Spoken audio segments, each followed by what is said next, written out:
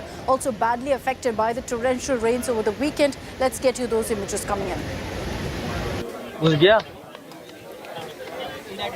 The water along the Yamuna river entered several villages of Haryana. Roads been waterlogged and closed off. The SDRF teams are on spot. Rescue operations are underway. The city of Chandigarh recorded the highest rainfall on Sunday in the last 23 years. Several low-lying areas of the city were waterlogged. Underpasses were submerged. 4 people were stuck after water levels of the Narmada river rose due to heavy rainfall in Madhya Pradesh's Jabalpur. The rescue operation was launched by NDRF to rescue and save these people. All 4 were safely pulled out after nearly 14 hours. Several villages were flooded in Uttar Pradesh after the Dhela river started overflowing after a heavy downpour leading to flash floods in low-lying areas. And the situation remains grim in parts of Jammu and Kashmir as well. The Uj River led to flash floods in several parts of the state. A rescue operation was launched by the Jammu and Kashmir Police and the State Disaster Relief Force. Over 36 people were rescued.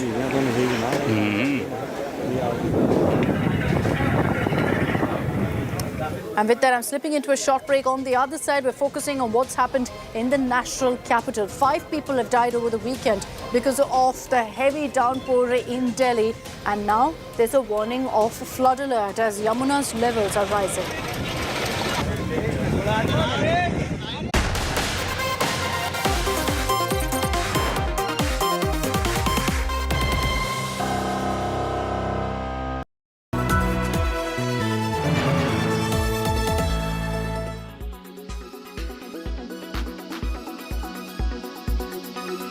World we try to bridge together with his reality. So how the reality and imagination, they kind of coexist together.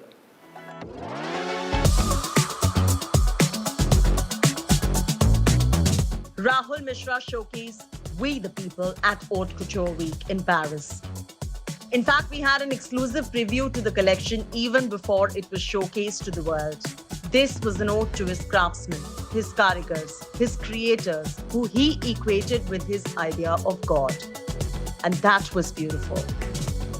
The collection leans on an almost monochromatic palette with a few pieces of color, well thought out to tell a story. We saw figuratives for the first time. He showed us the artworks that he had sketched himself. The embroidery done on the outfits was that of the same karigars who made them, juxtaposed with where their mind wanders when in a meditative state of creation. Look at these embroidered tigers, for instance, jumping out of the carts. As old and repetitive it now sounds, he works like an artist. The latest work has figuratives and yet maintains the signature Rahul Mishra botanicals. Tiger walks in here, creates clearly ripples of the water, and at the same time, this embroiderer is kind of creating the flower on the cart, and tiger is walking in as if like that is how, and everything was intentionally created in a very sketchy kind of feel. The handshake with the karigar on the runway at the start of the show speaks of the story of his collection. You know, top portion is complete silver. Yeah. And this beyond this point is all black and white. So even where she's sitting, again, her actually that fantasy kind of world also has got, as if like, you know, the idea needs to have complete clarity. Her dupatta becomes like that, and this entire thing becomes like a flower petal. And next to it, when you see a tailor, she's tailoring it. You see a cutter, a master who's cutting it. So how the community of people, how everybody together create this dress. So somehow in capturing the process of creation itself onto a piece like this. His idea and representation of India is clear. We the people, hum low. That is his idea, and he explains.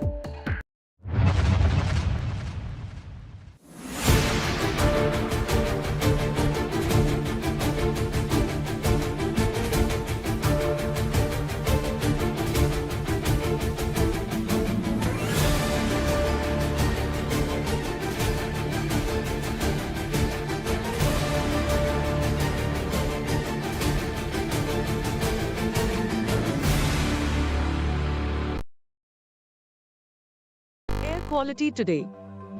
In Delhi, 149. In Mumbai, 65. In Kolkata, 77. In Bengaluru, 35. In Chennai, 68. In Hyderabad, 79.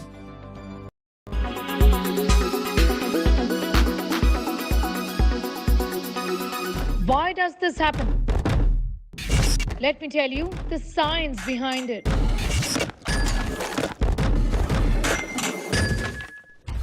For more informative videos like this, keep watching India Today News Mo. Kerala's public health. All political parties traveling from different parts. Armed with facts, Looking at political black. she takes the news by its horns. Do you think the future of these students are not hampered? Fierce, bold and direct, setting the tone for the biggest stories from every corner and every angle. Expect nothing but the unfiltered truth. News first, niceties later. Watch me, Nabila Jamal, on India Today.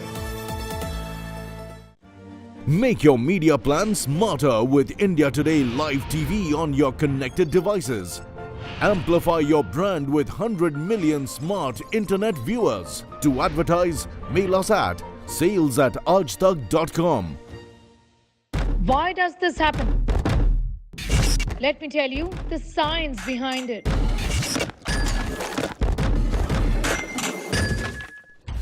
For more informative videos like this, keep watching India Today News Mo.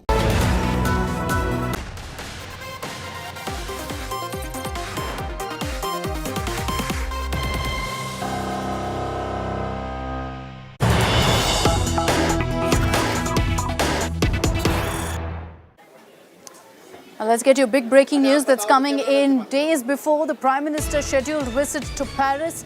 The deal for 26 Rafale jets has been cleared. These will be, in fact, 26 Navy Rafales that India is all set to order. The deal has now been cleared. Shiv Arur is joining us with more details on this. Shiv, a game-changer deal, different from the previous one you were telling me, but really explain why this is such a big deal for Indian defence. This is huge, Akshita, because the Indian Navy has been looking for modern fighter aircraft to operate off its new aircraft carriers for many years now.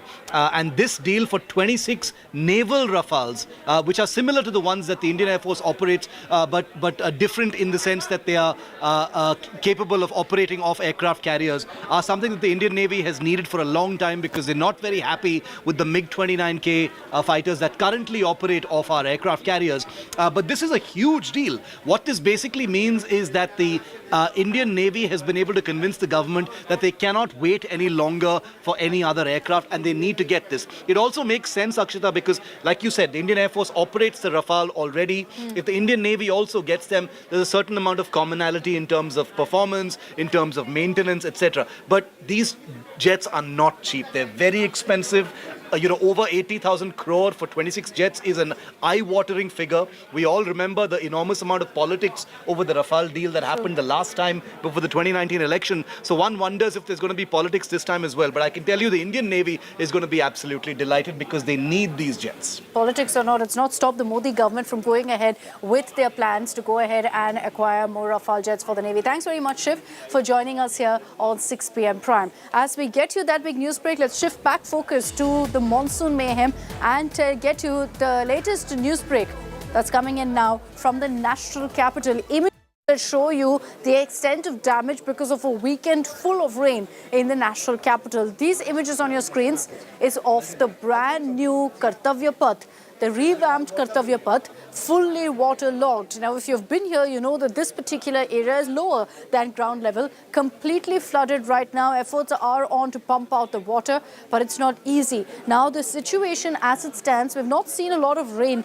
in the last 24 hours, 12 hours or so, I'd say. But the worry is, over the Yamuna water levels rising. The concern is that it's going to breach the danger level by tomorrow. In 72 hours, the water levels are going to keep rising, which is why there's a flood alert right now in Delhi. Pankaj Jain is joining us live from the Yamuna banks with more details on that. Pankaj, take us through what's the situation currently. Where is the water level at right now? Akshita, water level जो है इस वक्त danger level को पार कर चुका है। अनुमान था कि कल ये पार कर जाएगा, लेकिन अभी जो करंट सिचुएशन है वाटर प्लेन्स पे वो हम आपको दिखाते हैं। Look at the pictures. फिलहाल जो ओल्ड यमुना ब्रिज है उसके नीचे यमुना नदी की जो रफ्तार है वो काफी तेज है और आसपास के जितने भी फ्लड प्लेन्स हैं वहां पर अनाउंसमेंट के जरिए लोगों को शिफ्ट किया जा रहा है ऐसी जगहों पर जहां पर वो सुरक्षित रहें। साथ ही साथ तस्वीरें यहाँ की देखिए। यहाँ पे जो आप घर का सामान देख रही हैं ये सब कुछ उन लोगों का है जो यहाँ पर यमुना नदी के किनारे थे। यहाँ पर बाकायदा अनाउंसमेंट किया गया। अनाउंसमेंट के बाद बताया गया कि आपको यहाँ पर नहीं रुकना है। सबसे इम्पोर्टेंट बात यह है कि मोर देन 100 बोट्स जो हैं उनका यहाँ पर अरेंजमेंट किया गया है और इस अरेंजमेंट का रीजन यही है कि यहाँ पर कोई भी नदी के किनारे ना रह सके। और ये तस्वीरें आप देखिए, हम यहाँ पर सुबह से मौजूद हैं और यमुना ब्रिज का ये जो आप इस वक्त नजारा देख रही हैं ये ऐसा नहीं था। यहाँ पे पानी सुबह तक नहीं था। अब लेकिन क्योंकि जो डेंजर लेवल है दिल्ली का वो है 205 मीटर और 33 सेंटीमीटर जो कि क्रॉस हो चुका है। तो ऐसी सिचुएशन में गवर्नमेंट अलर्ट पर है और उन तमाम लोगों को खासतौर से हटाने की कोशिश है जो खासतौर से फ्लड प्लेन्स में है यमुना रिवर के। Pankaj getting us the details of what's being done on ground to ensure all people can be evacuated safely. Thanks, Pankaj, for getting us that ground report from the national capital. We'll continue tracking very closely what's happening in Delhi. But as I wrap up this edition of 6 p.m. Prime, in a few moments from now, we will be getting you the latest updates coming in from Himachal Pradesh, the worst affected state right now because of the downpour that we witnessed over the weekend. Preeti Chaudhary is reporting live from the ground. She gets you the latest updates on the other side of this short break.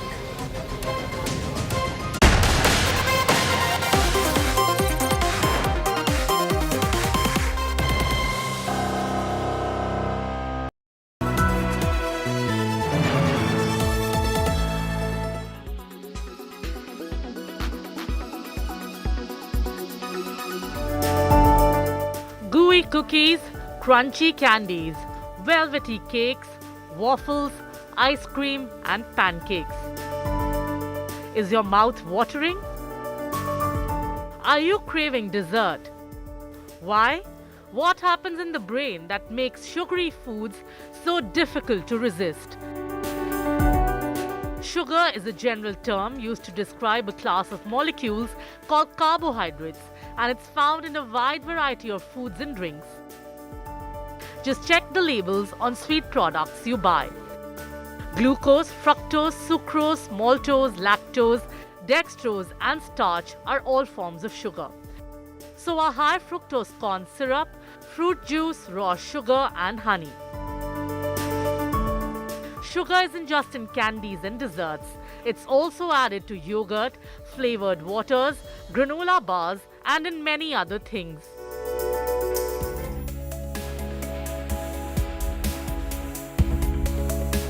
No matter what, this was needed. We say it every time when we consume our favorite dessert. With our favorite dessert comes a lot of health problems. We never know how much sugar is too much sugar for us. All the foods we crave for have added sugar in them, which provides energy in the form of empty calories, due to which we end up eating more than we need. But sugar is happiness. Sugar uplifts our mood, releases beneficial happy hormones, and more importantly, satisfies our craving. But sugar is sugar, and too much of it can harm our bodies in variety of ways. Why is sugar bad for us? Sugar has a bittersweet reputation when it comes to health. It may lead to health issues such as obesity, diabetes, heart disease and tooth decay. If you're active and exercise frequently, adding sugar in your diet can offer immediate energy to power your muscles and keep your brain active. But eating too much of it daily can lead to obesity. This is probably not news to you, but the more sugar you consume, the more you weigh. Diabetes.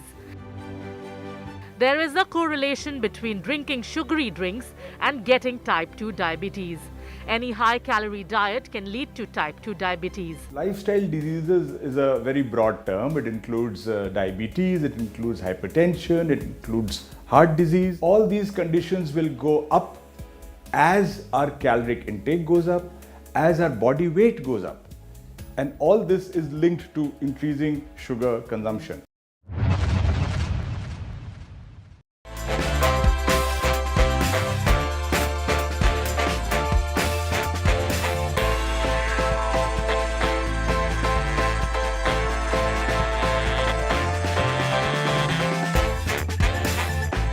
Alright Carl, I told you, just like the Nothing Phone 2 launch, we want to make this big. So this is our welcome to you in India. We're here, of course, at the iconic Bukhara restaurant in ITC in New Delhi. And I thought we'll get a quick bite. This is a little elaborate, isn't it? I don't know where to start.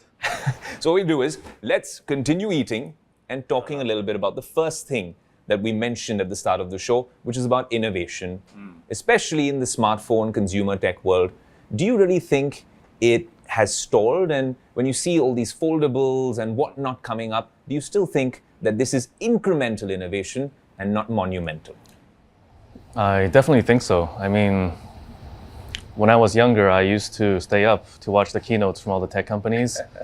Like every generation felt so much better than the previous one. Like the steps were not incremental, they were almost exponential. And it wasn't just the hardware, it wasn't just smartphones, it was the iPod, it was the iPad, the tablets came out, but also on the consumer internet and software side, all of a sudden we had a lot of like new social apps to use. And it was also the time of the App Store revolution. So a lot of apps you could download and try every day. So it just felt like at that moment in time, 10, 15 years ago, that things were just improving really quickly. And then in the last couple of years, say 5 years or so, it's gotten very incremental. Every year, let's make the camera slightly better, a little bit bigger, battery a little bit better, tweak the icons a little bit. Sure, there's a foldables thing now, but I think ultimately it's a bit in the news, but ultimately it's going to be a very niche product. It's good that some people are building it, but if you look at how the foldables are evolving, they're all the same again. That's true. All the foldables look very similar. If you don't see the logo anymore, you hide the logo on the foldables, I don't think a consumer can really tell them apart. So it's safe to say that nothing isn't launching a foldable anytime soon? Not anytime soon. I don't think it's like, I don't think consumers walk around saying, hey, I wish my phone could fold. I think it's an innovation that the manufacturers are pushing onto the consumer.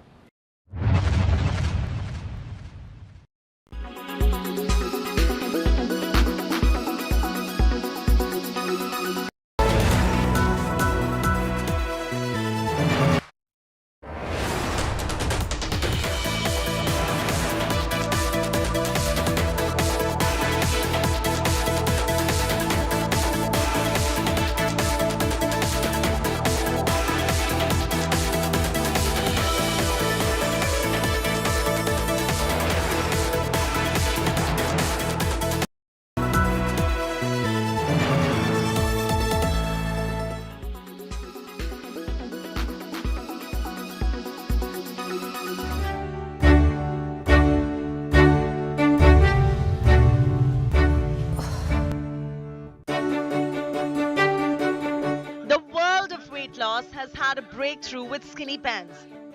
The Ozempic shots meant for the treatment of type 2 diabetes is being used off-label to reduce weight. These shots are hard to obtain but have the ability to help you shed those pounds. The drug was never meant to be used for that purpose in the first place. It gives myriad of side effects to those taking it for weight loss. They include diarrhea, constipation, tummy aches, nausea, vomiting, amongst many others. Many already know this. Now a pill form of Ozempic is on the horizon. On 25th of June, researchers presented data in 2 studies at the American Diabetes Association Scientific Sessions Conference. One study showed 50 milligrams of semaglutide, the active compound in Ozempic and Wegovy, taken orally each day is roughly as effective as weekly Wegovy shots in reducing weight in people who are overweight or obese. Wegovy injections contain 2.4 milligrams of semaglutide. Wegovy has been approved to treat obesity since 2021. It's the same drug as diabetes medication Ozempic, just at a higher dose. Concerns now loom large on its unintended consequences as more people would seem to prefer pills over the injections for weight loss. What is important to know is that semaglutide is a good option for people, who have diabetes, who have obesity, or who are overweight and need to lose weight. But it is not a good option for everyone, and it is important that whoever takes this pill, they take it under medical supervision, and then, decide whether they meet the criteria or not. We have to practice ethical medicine for it to be beneficial for everybody, and keeping in mind the risks and the benefits. So I do think it's a new kid on the block. I do think it'll be successful in the future. We just need some more information for it. The injectable liquid form of semaglutide is directly shot into the belly with very small needle dispatch at the click of a pen once a week. One can take it with or without food. Oral semaglutide is supposed to be swallowed and not injected. Patients must have an empty stomach when they take it along with water. Doctors are extremely worried. Having a poppable pill available for weight loss could perhaps lead to an abuse of the drug. This is a drug that at times can increase the risk of thyroid C-cell cancer. It can increase the risk of pancreatitis or inflammation of the pancreas. It can increase the risk of kidney problems. So it's not an option for everyone. It can increase the risk of causing hypoglycemia, which is low blood sugar, since it is a diabetes drug.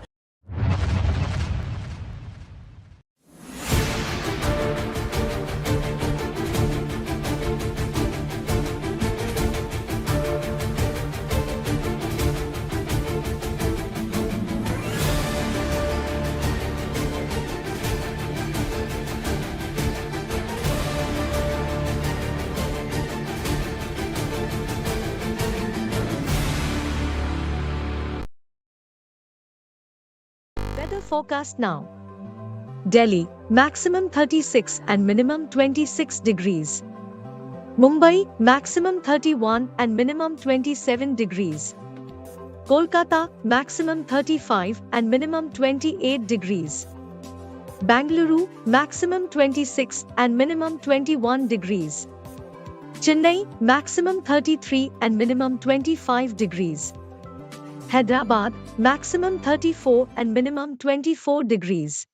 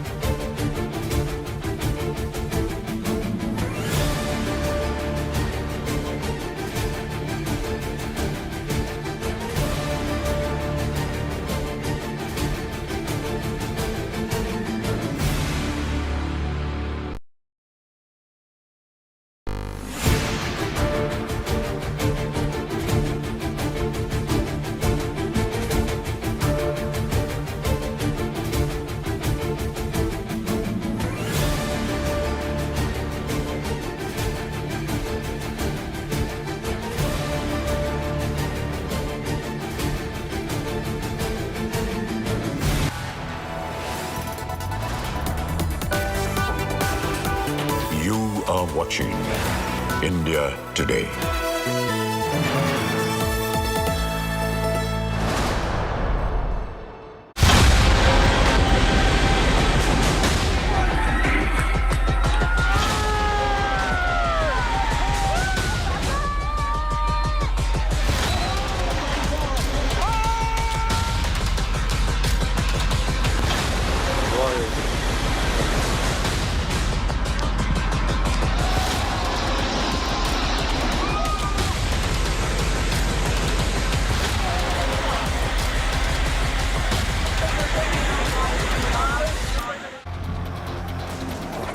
Good evening, viewers. We come to you live from Sundarnagar, Himachal Pradesh. The last 48 hours have been devastating. What we have witnessed as we have driven from the national capital to Himachal is frightening visuals. A sea of chaos which has been unfolding right from Punjab all the way up to Himachal. We're going to keep getting you the latest ground reports, the latest numbers in terms of the monsoon mayhem or the rain fury. And at the end of it, what has resulted in a great Himalayan tragedy of sorts. And we've not even quite scratched the surface because many areas, including the worst hit, are completely still cut off. I'm Preeti Chaudhary. My camera person Pawan and I are going to be bringing you reports through the course of the many days to come. But first up, let me take you through the headlines.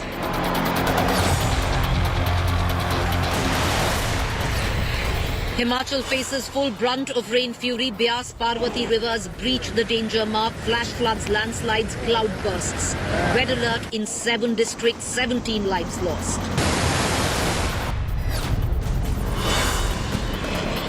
Delhi also on flood alert. Yamuna waters level near danger levels. 5 people dead in midst of torrential rain. Chief Minister says city's system cannot take unprecedented rain.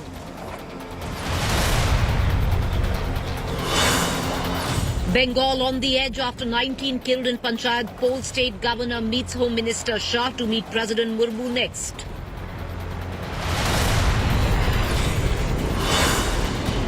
Setback to Delhi Chief Minister Arvind Kejriwal. Supreme Court denies urgent stay on ordinance issue notice to Centre and Delhi LG Saxena.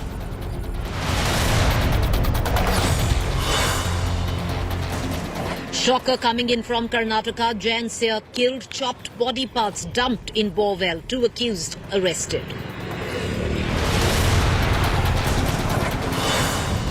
Massive boost for Indian defence. Prime Minister Modi set to ink deal with France for 26 Rafale jets, 3 attack submarines worth 90,000 crores for Navy.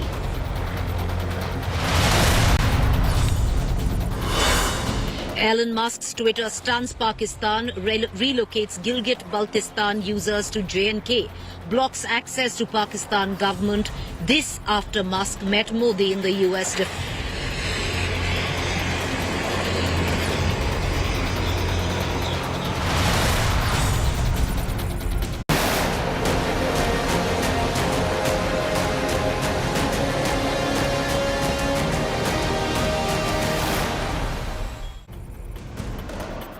All right, viewers, let's begin with the latest that is coming in from where we are reporting live. The state of Himachal Pradesh. The last 48 hours have seen mayhem. Even today, 7 districts are under red alert. We are right now in Sundarnagar district. From there, we'll be making our way onwards to Mandi. Mandi has seen the full brunt of the monsoon fury. Also, not just the monsoon, plus western disturbances. And it's resulted in a deadly cocktail, resulting in this great Himalayan tragedy of sorts. These are the visuals that have been recorded till now.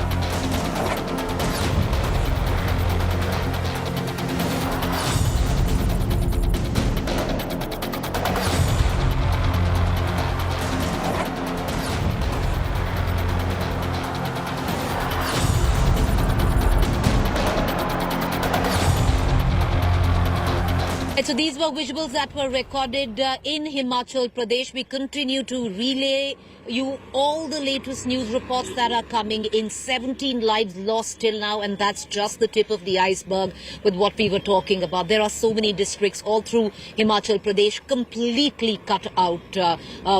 Districts like Kullu, where no electricity since the last 48 hours. Many tourists still marooned. A lot of people right now still trapped. In terms of loss to property, till now the initial estimate 4,000 crores.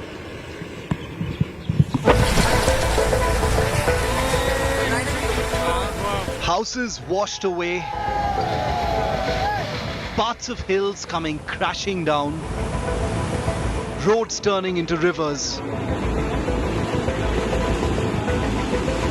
The people of Himachal Pradesh are living a nightmare now as unprecedented rainfall has cut off several parts of the state from the mainland.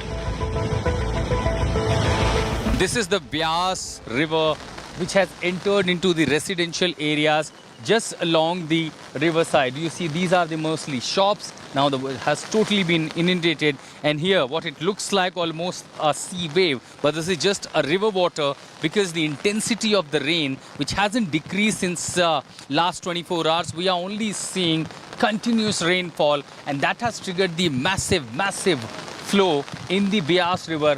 The bridge that you see was washed away by the water flow yesterday along with 7 others, and thus the ancient Shiva temple is now being totally disconnected, have gone totally out of reach from the people, and that explains the furious rain in Himachal Pradesh.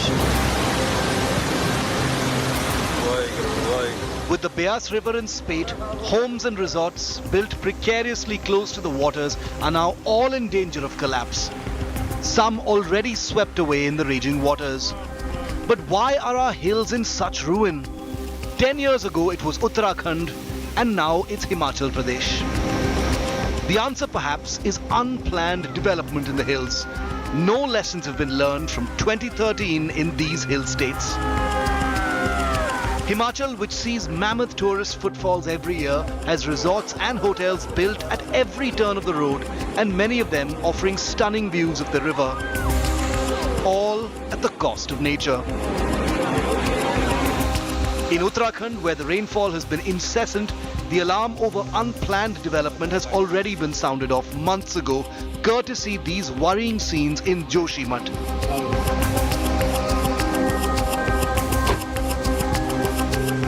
Behind me you can see the kind of devastation it brings with every passing month and year. Land subsidence, landslides is something which is very common in the area right from Tapovan to Joshimath because of Dholi Ganga. These troubling images in Himachal of flash floods come days after a report had warned that glaciers in the Himalayas could lose up to 75% of their volume by the century's end due to global warming, causing both dangerous flooding and water shortages for the 240 million people who live in the mountainous region. We do know that by the end of this century, so by 2100, the glaciers everywhere are going to be much smaller than they are now. It depends a lot on what emission scenario we're looking at. Who will be here at the end of the century, and they'll be having to deal with these huge changes we're talking about. An indicator of what this could mean for hill states was what transpired in 2021 when a piece of a glacier fell and swept away an under construction hydroelectric project. Bureau Report, Indiatoday. What we're given to understand right now, I was talking to the local authorities here. We're just in Sundar Nagar, so we're going to be climbing up to Mandi, where my colleague Manjeet Sehgal is there, my colleague Ashutosh is there, and what they've been reporting through the course of the last 24 hours is utter chaos in terms of just frightening visuals that are coming in, and that's it. Mandi is where, the roads are completely blocked from going upwards into Kulu district, Manali district, and that is where the true sense of devastation has unfolded. Visuals that I'm sure our viewers are also seeing of cars that we are seeing in the river Beas floating about like paper boats as such. Over 50 trucks have also been washed away by the river Beas in the Kulu region itself. Many cars is what we are given to understand. There was a surge of water yesterday which happened within minutes, eyewitness accounts seem to suggest, reminiscent of what possibly the state of Himachal, the districts like the Kulu district had seen 10 years earlier. And it is strange, viewers, if you look at it, there's something called, when you talk to the locals here, the 10-year curse. Every 10 years, the Beas swells and consumes the Himalayan state and leaves in its wake, in its wrath, complete devastation. It happened in 93, it happened in 2003, it happened in 2013, it happened in 2023. in the last 4 decades, every 10 years. Out of those 4, twice over, the Beas, the river, has practically changed its course. And one can well understand the devastation it had brought with that. I want to bring in Manjeet Sehgal, my colleague who's joining us right now from Mandi. Manjeet, you've been reporting from Mandi since the course of the morning. There was some indication that maybe the route will open up onwards to Kulu. Kulu still completely cut off, no electricity over the last 24 hours at least. We are given to understand many tourists still marooned till now. The count in terms of dead is 17, in terms of loss of property 4,000 crores. Well, to understand this devastation, we are at a place called Bewley, where lanes of houses have been threatened by this flash flood. This flood water has entered nearly 24 houses here at the Bewley. The entire lane of these houses has been vacated by their owners on the appeal made by the local administration as a precautionary measure. These people have moved to other areas. These houses are located close to the swollen Beas River bank, where water has entered at least first or 2 stories of these houses. The other thing which have left these people high and dry is that besides losing their property, now there is no water and electric supply. Though the administration claimed that it will be restored, but people have been spending nights from past 48 hours in the complete dark. Water. There are some water deposits in their water tanks, but people are fearing that if floods continue, they will not be getting the water. So the water, electricity supplies are erratic and have been hit hard.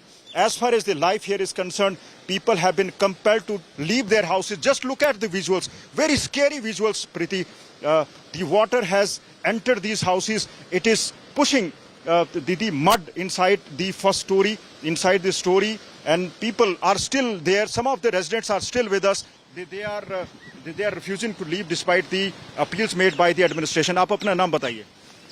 English है, इनको बताओ English है. आपका घर है यहाँ पर? नीचे में. आप बताइए ना, घर कहाँ पे आपका, क्या खतरा है आपके घर को? नीचे दिखाता हूँ. So these 2 residents, Preeti, are still with us. They have not decided to leave this place yet, as their houses have been endangered, threatened by the flash flood water that has entered their houses. As far as the rescue operations are concerned, the local administration has rescued more than 80 people today from Basti, and efforts were on to rescue others. Just look at the flood water, Preeti. This water has entered the houses. And as far as the restoration of roads is concerned, Preeti, more than 700 roads have been blocked by the landslides. Efforts were being made to clear these roads for the traffic. Administration had claimed that the Manali-Chandigarh highway will be opened for traffic today, but the incessant rains in the region and fresh landslides have hampered the restoration work.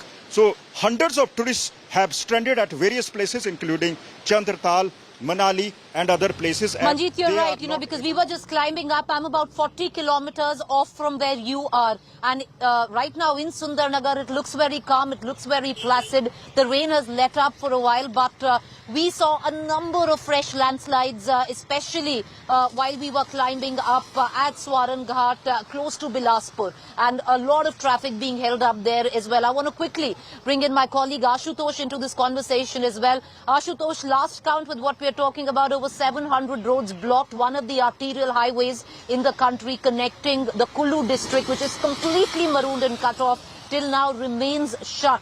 On the other account, in terms of bridges that have been washed away, hundreds of bridges, Ashutosh, that have been washed away. Some of them, you've seen yourself as you were climbing up to Mandi. Like I said, Ashutosh, I'm 40 kilometers off from where you are. This at Sundarnagar looks rather placid, but, even the river right behind me, very, very placid. Not so in Mandi, because after they opened the floodgates of the Pando Dam, things turned very quickly there. And Preeti, just couple of hours and we will soon see a rise in the water level, which has in fact increased since around 2 o'clock this afternoon. And in fact, that is bringing literally scary images and almost what exactly similar images we have seen yesterday when the historic, iconic Victoria Bridge, the cable bridge where the water level literally touched upon. Even while we see this furious Beas River flowing from Kulu, Manali. In fact, we are really thinking about also these stranded tourists in Kulu and Manali part who are trying to reach out with several messages that there are no arrangements for them to rescue and evacuate. At mostly the roads connect Mandi to Kulu and Manali have been totally disconnected. In fact, Preeti, since morning I have made 4 attempts to take different approach to make some access through Kulu or Manali, but I have literally been failed now. And in fact, what we have been told in next 2 to 3 hours, when the water will start arriving from Pando dam gates here to the Mandi area, all of a sudden there will be further rise in the water level. And in fact, the riverbed, particularly the residential areas near the riverbed, though they have been evacuated, but the threat continues. So far, the estimate loss financially have been estimated by the state government is around 5,000 crores. So far, the official data says almost 18 people lost their lives, but when it comes to the property damage, that is gonna be really worst if the further there is a rise in water level, because we are seeing the furious has literally current and so intense that it is literally taking every structure along with the flow. 7 to 8 bridges, literally 8 concrete Ashutosh, the only one would suggest in what is now a tragedy of massive proportions where Himachal is concerned, I would think just today, the basic only silver lining has been the last 3 hours has seen minimal rainfall. It hasn't been as torrential, at least what it was till this morning. What is the Met Department now saying locally where Himachal is concerned and where these key districts are concerned, because they're still under red alert? And this will continue for another 24 hours. Remember, it's been already more than 36 hours. There is a non-stop rainfall. In fact, if I could say, there is only sight of relief from last 30 to 35 minutes. We are not seeing literally rain shower. But since the alert continues, and if the similar situation continues for next 24 to 36 hours, remember, because we are already seeing a lot of small scale cloud burst or sudden, those nullas from the mountain area. So all this water will be only coming down to the low-lying area. So yes, next 24 to 36 hours are really gonna be critical for this region of Himachal Pradesh, Preeti. Right.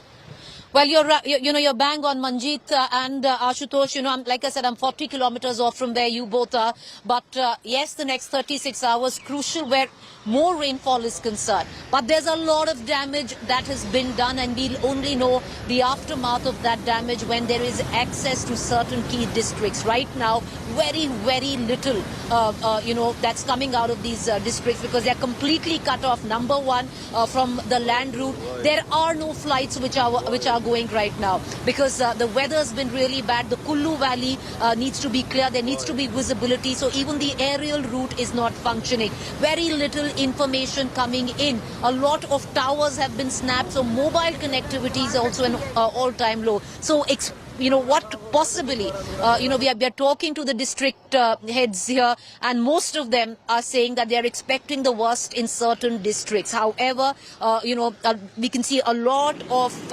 local administration afoot trying to reach these, districts at the earliest. We're going to continue getting you the latest. My colleague Ashutosh there, Manjeet, going to slip into a quick break. We are back with more on the other side. This is what's happening in Himachal, but the water, viewers, is all draining down to the lower plains of Punjab, and Punjab has been hit by the worst floods it's seen in decades. We'll get you more on To The Point this evening.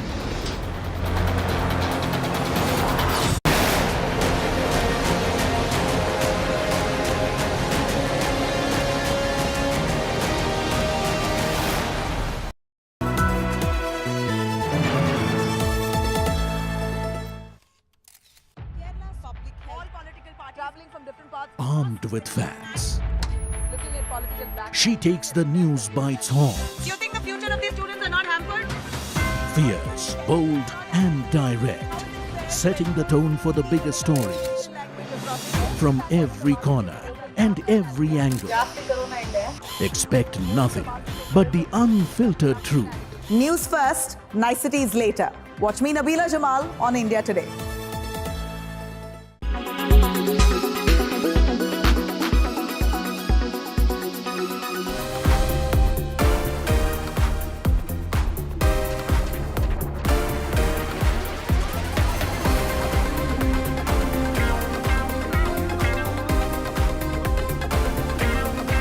And the artist.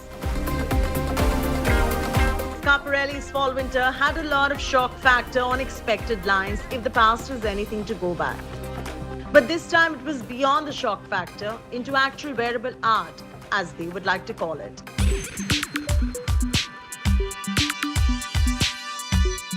This is wearable art according to Schiaparelli at the Haute Couture Week in Paris. Mirrored mosaic dresses, hand-painted bodies, and a black mohair tree gown. The runway was not short of drama. Cardi B was spotted in the front row in a theatrical work of couture. Now to Chanel and Versace in Viad. The showcase in front of the iconic Eiffel Tower was on the lines of Chanel's brand speak, sophisticated and simple.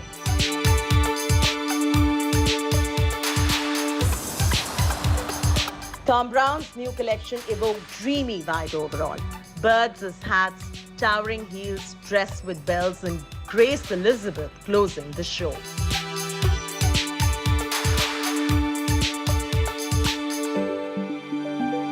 The entire showcase was orchestrated, directed, put together to create this dreamy representation of couture and out-of-the-box creativity.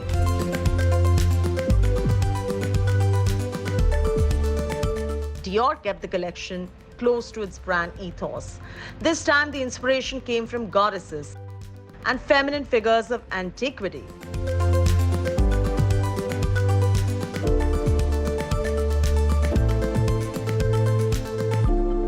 In a 180-degree turn, rather than sending models out in gowns, Victor and Rolf opted to transition its signatures into one-piece bathing suits and bikinis for its fall 2023 haute couture collection.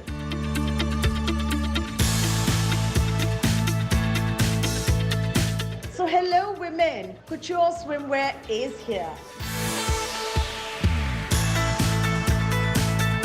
Plus, one could not miss their shock factor, like this, and this, and even this. Happy 30th anniversary, Victor and Rolf. Take a bow, or should we say bow?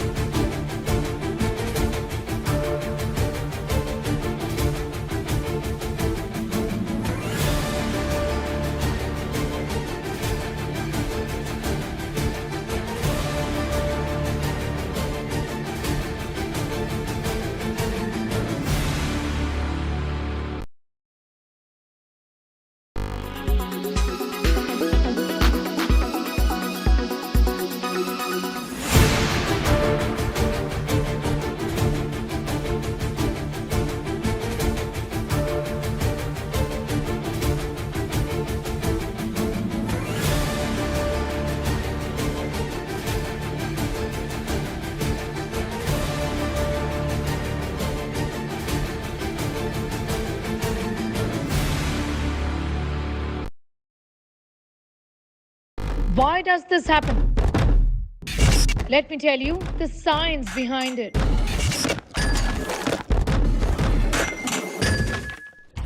For more informative videos like this, keep watching India Today News Mo.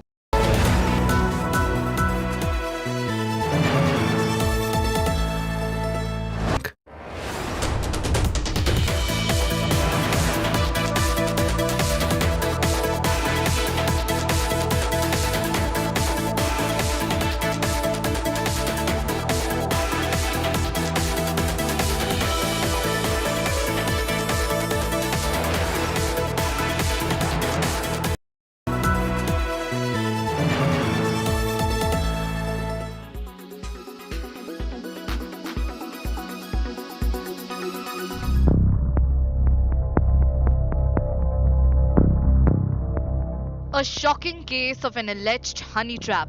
A DRDO scientist, after being lured by Pakistani agents who posed as a woman, allegedly leaked sensitive information. The Anti-Terrorism Squad of Maharashtra Police has now filed the charge sheet against Pradeep Kurulkar, the disgraced scientist.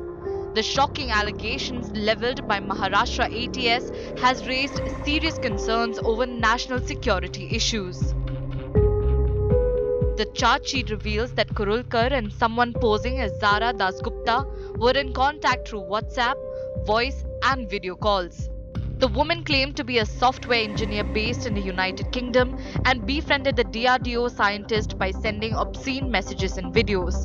During the investigation, her IP address was traced back to Pakistan.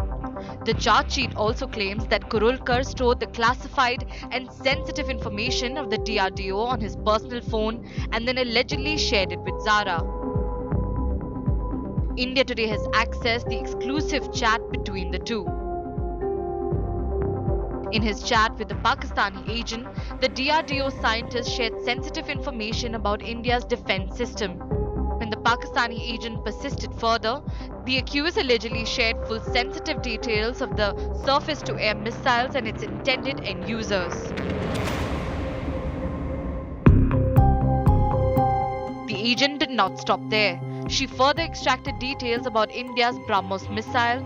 The agent also inquired for information on the number of aircraft that have been modified.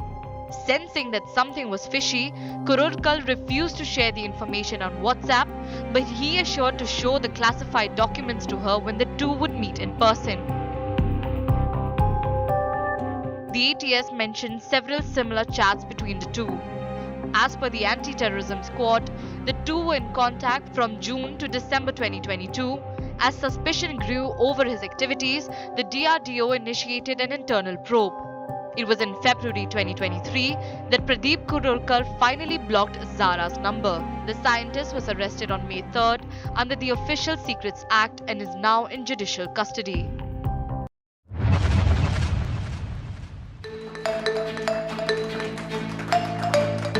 Artificial intelligence, AI, an ever-evolving field is transforming the world we live in, unleashing wonders that were once unimaginable. Now, artificial intelligence is transforming lives in Lucknow in the field of medical science. This is an ortho-robo performing a knee replacement surgery, all made possible courtesy AI. And this is a game changer in Uttar Pradesh, as this AI-powered robo will now perform more ortho procedure in Lucknow's Apollo Medics. This is a most advanced active robotic system. Active means कि हम इसमें surgical planning करते हैं और वो surgical planning surgeon अपने experience के हिसाब से पेशेंट की बॉडी के हिसाब से करता है, तब उस सॉफ्टवेयर को सेव करके और रोबोट में कनेक्ट कर दिया जाता है. So how does this work? All the information is fed into the robo and then it works on its own, performing the surgery directly. 0.1 millimetre तक एक्यूरेट होता है.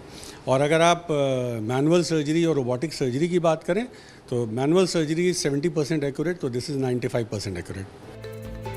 From revolutionizing industries to enhancing everyday life, AI has proven to be a catalyst for progress and innovation. Bureau Report, India Today.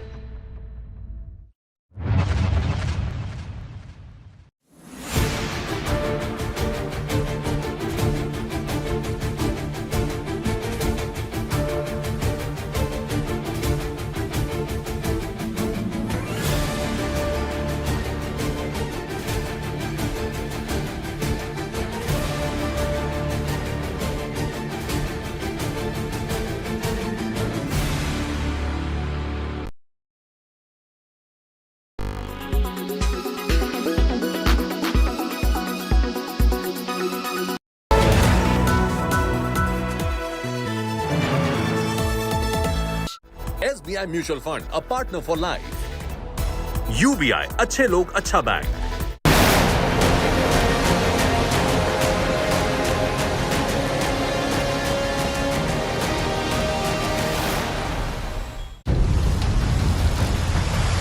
frightening pictures of the chaos unleashed. The wrath of an angry Beas. The might of the mountains collapsing. Vehicles floating like paper boats. Inundated roads caving in.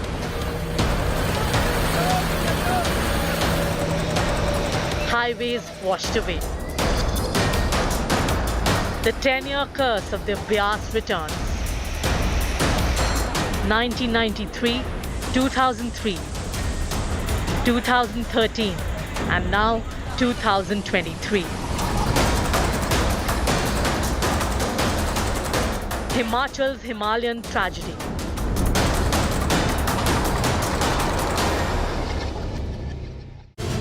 Good evening, you're watching To The Point, and yes, what we've seen in the state of Himachal Pradesh is nothing short of a tragedy, and unfortunately the tragedy is just about only unfolding, viewers, primarily because many districts completely cut off. I come to you live from Sundarnagar. We're about 40 kilometers short of Mandi, and that is where the roadblocks start, and that is where certain districts are completely marooned.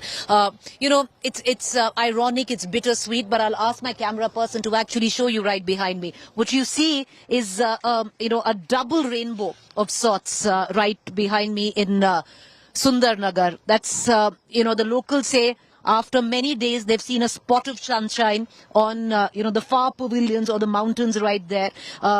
They're hoping that this is the end of it in terms of the torrential rain for the last 2 days of what the state of Himachal Pradesh is seeing, that this possibly, this rainbow will bring the end to the misery that has been reigning on the state of Himachal Pradesh. But not without the devastation, because like I said, till now 17 people are dead, property worth 4,000 crore is been damaged. Many people are missing still. In terms of vehicles, 40 trucks still now have been swept away in the river Beas. Many vehicles, hundreds of vehicles is what we are being told, that have been swept away as well. The scale of devastation will only continue to fold as certain districts are connected again by road and air. The district of Kullu completely marooned as I speak. As we climb up right now to the hills of Himachal Pradesh, what we left behind is the big question. We left behind the state of Punjab, viewers, because what we are seeing in Himachal is devastation in terms of the waters, you know, sweeping away most of that state of the state in its wake. We've seen flash floods, we've seen landslides, we've seen the river Beas swell and take so much in its wake. But where is the water going? It's draining into the plains of Punjab, and Punjab is in the midst of the worst floods it's seen in decades. I filed this report from Behrampur, Ropar, Roopnagar, Punjab.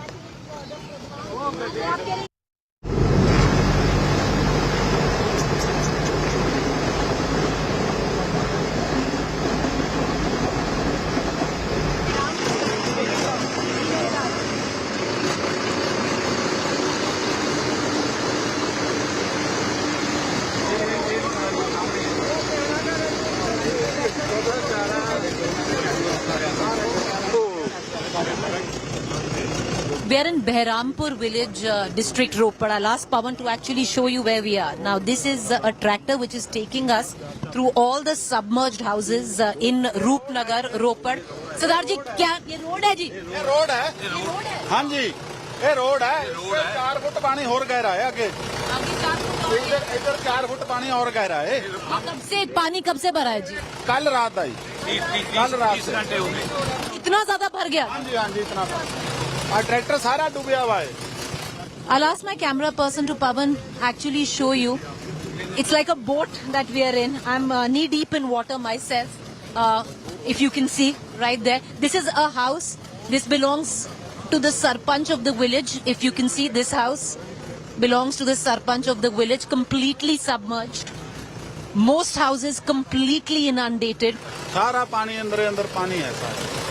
खाने का भी तक कोई इंतजाम नहीं है। दूसरे के घर में जाके रह रहे हैं, वहाँ जाके खाने का इंतजाम हो रहा है किसी के घर से। गांव में कितने घर डूबे हुए हैं जी? होंगे 50-60 घर होंगे। 50 से 60 घर सारे डूबे हुए हैं। आसपास जो गांव है वो भी डूबे हुए हैं। आसपास जो गांव है, आसपास के गांव सोलपिया, कापड़ा, सिंह, भगवान सब डूबे हुए हैं। ये रोड है। Now this is also a road completely inundated. This is the deluge right now where Punjab and Himachal are concerned. पिछली बार जब ऐसा पानी भरा था 2013 में या 2003 में, 93 और फिर 2003 में भी भरा था। 2003 में कम था, 93 में 93 में राजी ऐसा, 93 में ऐसा ही था। पहली बार ऐसा हुआ है। ये हमारा घर है। कोई रोड नहीं है इस तक अभी तक। ट्रैक्टर में आप बस यही मशीनरी से जाते हैं। इस मशीनरी से आते जाते हैं। कब से ये 2 दिन से ऐसा है? 2 दिन से ऐसे है। कोई मदद आई है अभी तक सरकार से? शासन का बंदा नहीं आया। कोई मदद नहीं, कोई नहीं आया। किसी दफ्तर का हेल्पलाइन नंबर उठा, मतलब बिजी आ रहा है। डायरेक्टली किया था तहसीलदार दफ्तर के में, उन्होंने चलो बोला अभी भेजते हैं, अभी तक कोई नहीं आया हमारे पास। I'd like you to just, I'll ask Pawan to show you where we are standing. We are now knee deep in water. It's actually quite frightening to say the least, because even the tractor is turned into a boat of sorts.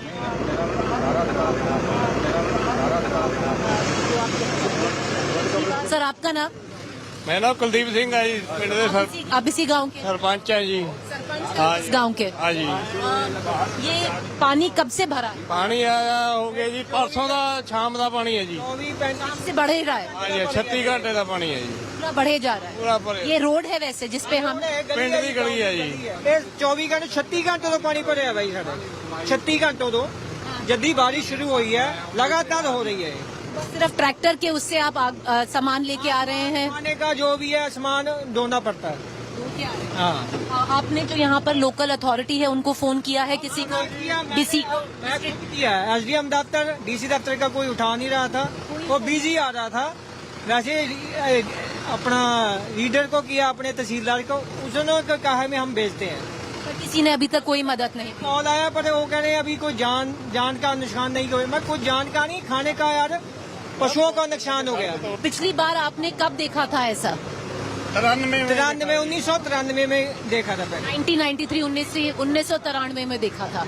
बहुत unsafe है अगर आप देखें। ऊपर ये सारी high tension wires है, अगर आप देखें वे नहीं है, कोई रास्ता नहीं है जो इन तक पहुंचता है। ये सारे घर बिल्कुल डूबे हुए हैं। 60 से 70 घर हैं इस गांव में। Few places here where the villagers are now trying to put their whatever that they have in terms of food products to put it on a higher rate. Mandeep ji, आप यहाँ पर आपका जो पूरा घर है उसमें पूरा पानी भर गया जी। हमारे रिश्तेदार हैं जी, सारा सामान इधर शिफ्ट किया है जी। बड़ी दिक्कत आई है, अभी तक इन्होंने खाना भी नहीं खाया। अभी हम लोग फूड जो है उसके लिए हम लेने जा रहे हैं, किसी से मंगवा रहे हैं।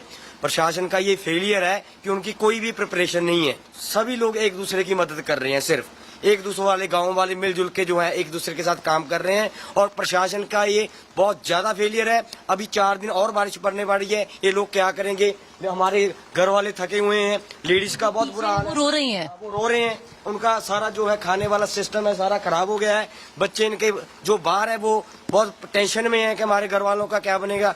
तो उनका अभी कोई रहने का भी बंदोबस्त नहीं है। अगर पानी और बढ़ जाता है तो हम छत से कहाँ निकल के जाएंगे। तो इसके लिए हम लोग जल्द से जल्द डिमांड करते हैं कि यहाँ का पानी का निकास है जो करवाया जाए। यहाँ पर आप सरपंच है जी, आपका घर में भी पूरा पानी भरा हुआ है? पानी है जी, हमारी गाड़ी भी डूब गया जी। आपका गाड़ी भी डूब गया है पिछले 24 घंटे? आप हमें थोड़ा दिखाएंगे जो गांव है? पूरे गांव में कितने लोग हैं जी? आबादी कितनी है गांव की? 1500 करीब होगी ये गांव में। 1500 वोट है, 2000 के करीब आबादी होगी। 2000 के करीब आबादी है। आगे बहुत ज्यादा डीप है आप कह रहे हैं?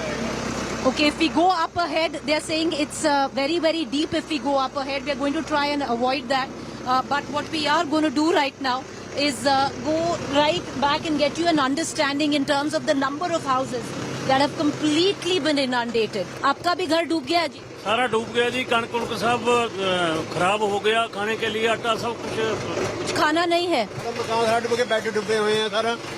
बेड ते मकान सारा डूब गया, इतने सारा डूबा, फ्रिज सब कुछ है। खाने का इंतजाम कैसे होगा? आप लोग कोई यहाँ पर किचन, अपना कम्युनिटी किचन लगा रहे हैं, कैसे होगा? मैडम कोई है या कोई इंतजाम है नहीं, भी अपनी पर्सनली जो भी करोगा अपने घर विच ही करोगा, घर विच ही कर सकता, पर्सनली नहीं कर सकता, कोई खाना कोई वो नहीं कर रहा। ये एक रोड है क्या? रोड है, ये रोड है जी, ये मेन गांव की पक्का है, पक्का रास्ता है ये, टाइल लगी हुई है interlock. And this is what it looks like, viewers. It's happened in the last 24 hours. Helpless at a level. आपका यहाँ पे लोकल MLA कौन है? चरणजीत सिंह, डॉक्टर चरणजीत सिंह। डॉक्टर चरणजीत सिंह। हाँ डॉक्टर। फोन उठा रहा है कोई आपका? कोई फोन नहीं उठा रहा है। कोई फोन नहीं उठा रहा। लोकल MLA, DC, डीसी तहसीलदार कुछ कोई फोन नहीं उठा रहा है। बिजी आ रहा है, डीसी का हेल्पलाइन नंबर बिजी आ रहा है, कोई मतलब कोई भी नहीं कॉन्टेक्ट हुआ। That's another house completely inundated. ये आपका घर है, उसमें कितना 3 या 4 फुट पानी होगा? सारा पानी आ गया। 3-4 फुट तो हम नहीं हो गए। This man's house. He's showing you how deep the water is. It's reaching to his hip there. You can see that. सड़क पर है, ਇਹਦੇ ਵਿੱਚ ਬੰਦਾ ਡੁੱਬ ਜਾਵੇ। ये हजे थोड़ा जा आगे जाएंगे तो बंदा डूब जाएगा। That is the Pradhan of Behrampur, his house, his vehicle, I can see, and his motorcycle completely in water, submerged. We're trying to make our way back right now because this is the only way.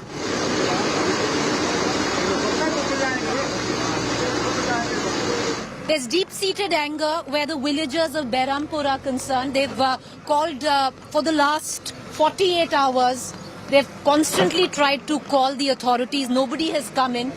Now they have bought in a JCB on their own to try and drain the water from their village. And more so, because of the anger that there is, they are digging out the road so that they don't let the traffic pass, because they say they are angry with the authorities, with nobody paying heed to their own tragedy, which is unfolding right there in this deluge 2023. Reporting with camera person Pawan Kumar, Preeti Chaudhary for India Today. That is what many parts of Punjab look like. Many districts in Punjab under red alert.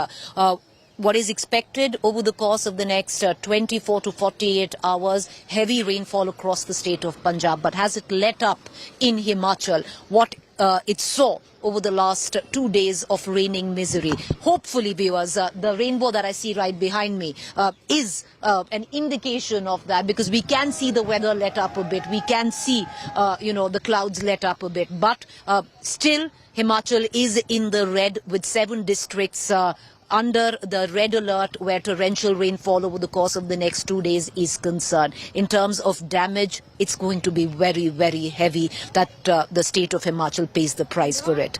These were the ground reports filed by my colleague Ashutosh and Manjeet Sehgal in Mandi, Himachal. Situation in Mandi remains grim. Yet again, the river water level is on increase. The rise in the level is more than 3 to 4 feet. And this is the Beas River, which has entered into the residential areas just along the riverside. You see, these are the mostly shops. Now the has totally been inundated, and here what it looks like almost a sea wave, but this is just a river water, because the intensity of the rain, which hasn't decreased since last 24 hours, we are only seeing continuous rainfall, and that has triggered the massive flow in the Beas River. The other drainage, which is usually mountain nala, mountain drains, which were just 2 hours ago were flowing almost 8 to 9 feet lower than what you see in these images. The bridge that you see was washed away by the water flow yesterday, along with 7 others, and thus the ancient Shiva temple is now been totally disconnected, have gone totally out of reach from the people, and that explains the furious rain in Himachal Pradesh. In Mandi with Nasir, this is Ashutosh Mishra for India Today. Torrential rains have wreaked havoc in Himachal Pradesh, and majority of the rivers are in spate. We are in Mandi, where we can see the swollen Beas River, where the flood water has almost touched the residential areas, be it the temples or be it the houses, people have been moved to the safer places after the flood water entered their houses, be it the Thunag or be it the Pando area. These areas experienced floods after the floodgates were opened by the dam administration. As far as the alert is concerned, the Met Department has predicted rains till 30th of this month. Floodwater has entered the residential areas and scared the local residents. That is why the administration has asked people not to venture the low-lying areas, the riverbeds and the highways where shooting stones can take place. As far as the impact of the rains is concerned, public and private property worth several hundred crores has been damaged during the torrential rains. With camera person Aman Gupta, this is Manjeet Sehgal in Mandi for India Today. As I climb up to Mandi where my colleagues are, when you speak to the locals here, they'll say it's a 10-year curse that comes calling every 10 years. They call it the curse of the river Beas. It happened in 93, it happened in 2003, 2013, it's happened in 2023, where the river Beas, this time the monsoon plus the western disturbance is coming in and consuming the state, bringing to it a Himalayan tragedy of sorts. We're going to leave it at that, but we're going to continue to bring you the latest ground reports coming in from Himachal Pradesh and Punjab. Up next is Rahul tracking the monsoon fury over Himachal and the state of Punjab and Delhi.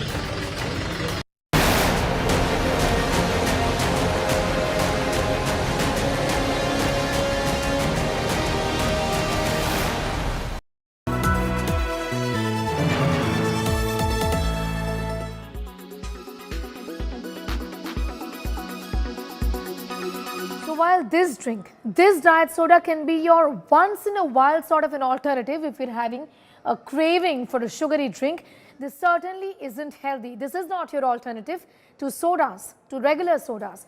Diet sodas have their own set of problems. So if you feel like having an iced drink, go for the old-fashioned drinks. Have water, have milk for example, also fresh fruit juices, not the ones that come in a Tetra pack. The other problem here is aspartame. Diet sodas contain this ingredient associated with anxiety. The US Food and Drug Administration approved aspartame as a sweetener in the year 1981. When consumed, aspartame becomes aspartic acid. When consumed, aspartame can have the potent effect on the central nervous system, says the study. Now, this study that followed more than 1 lakh adults for about a decade is among the largest to date to identify cardiovascular health problems associated with sugar substitutes. Overall, artificial sweeteners were associated with increase in cardiovascular disease.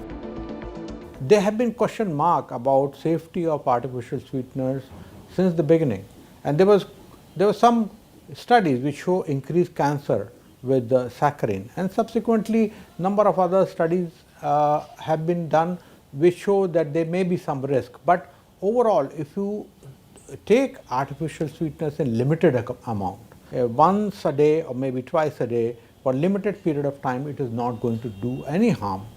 But recent data show that if it is taken for prolonged period, they increase risk for heart disease as well as stroke.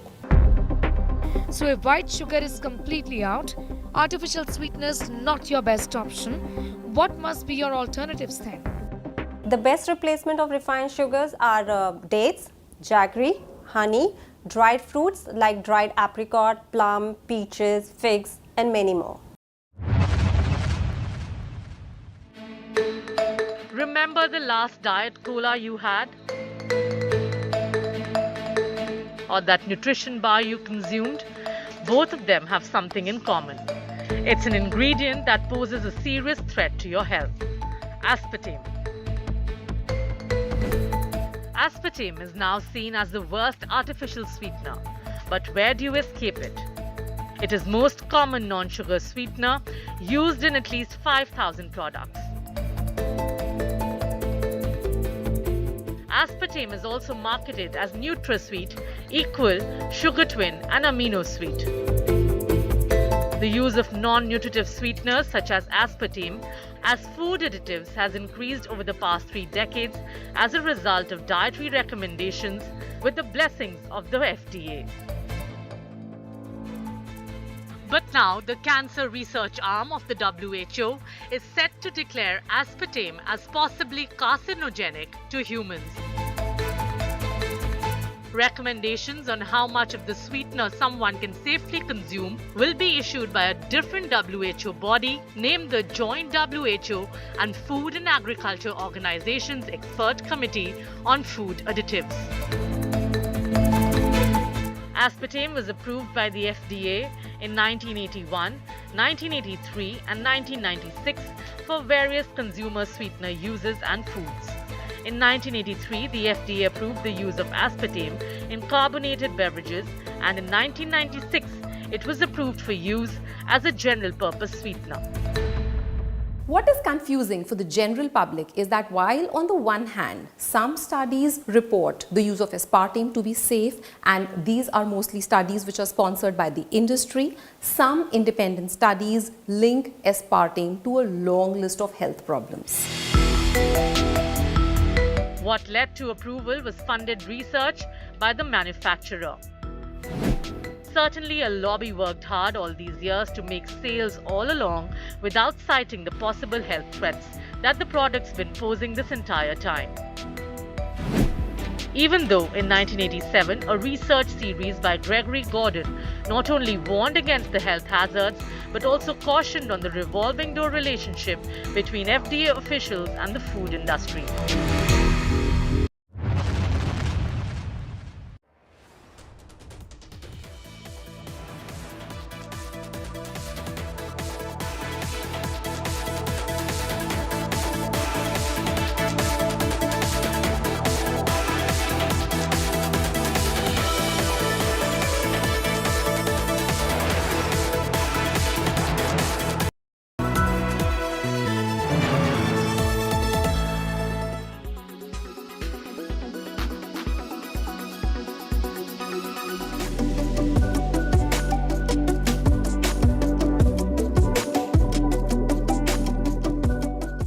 A breakthrough FDA-approved technology now enables you to do 11,200 pelvic contractions in a span of just 28 minutes. Something that a human body just cannot otherwise achieve. Enter Emcella, and the world of wellness and fitness offers hope to women with weak pelvic floor muscles, either due to aging, childbirth, menopause, or even men who face sexual issues. I tried 6 sessions of Emcella, which is the only FDA-approved machine. It's popularly called as Kegel Throne. From 6 sessions before to today, I'm here to assess what my pelvic floor looks like and how well it is strengthened.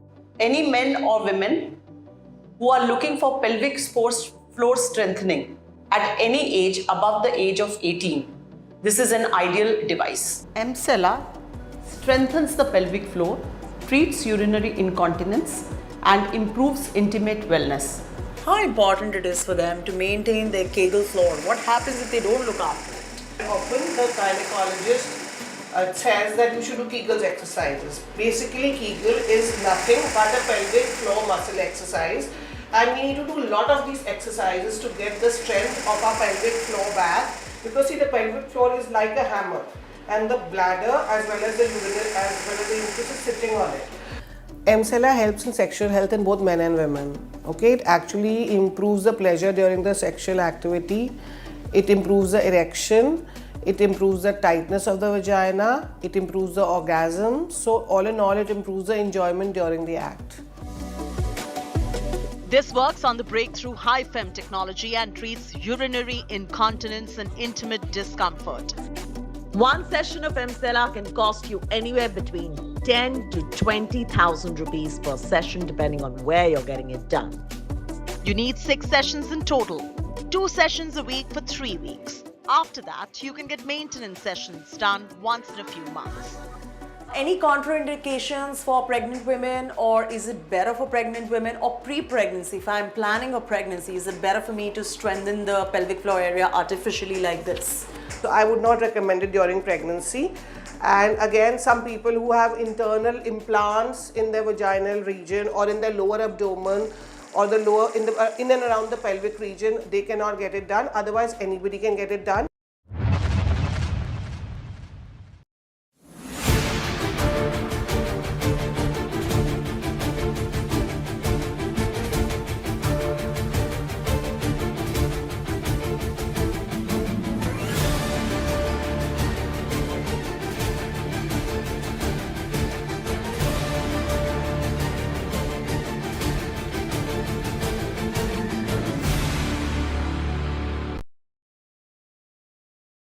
Weather forecast now. Delhi, maximum 36 and minimum 26 degrees. Mumbai, maximum 31 and minimum 27 degrees. Kolkata, maximum 35 and minimum 28 degrees. Bengaluru, maximum 26 and minimum 21 degrees. Chennai, maximum 33 and minimum 25 degrees. Hyderabad, maximum 34 and minimum 24 degrees.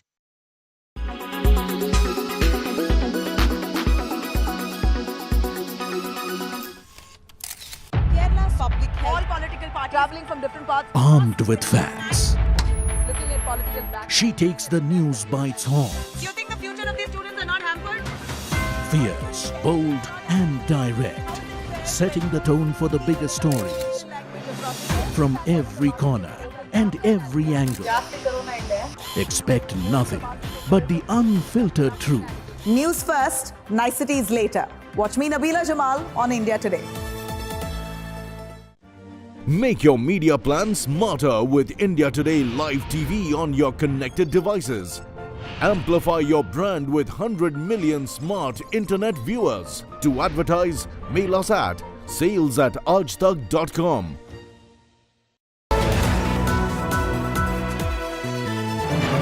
Presented by RP Sanjeev Goenka Group, Growing Legacies. Co-presented by Century Ply Club Prime, Raho Befikar. Co-presented by Macho Hind, Bade Aaram Se. Co-powered by the new Kia Seltos, the badass reborn.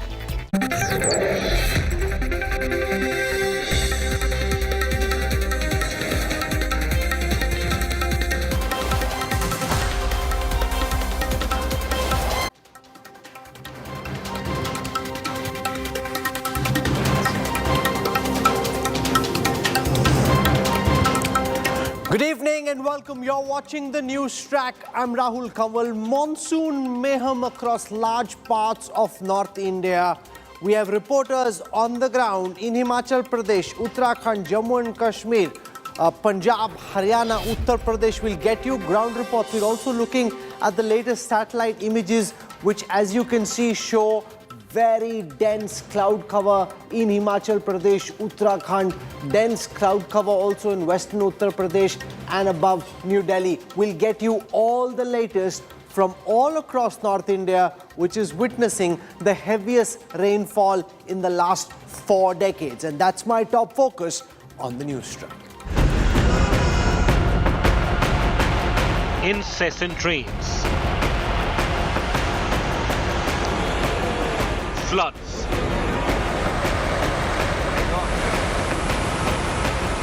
landslides, houses flattened, bridges swept away, cities sinking.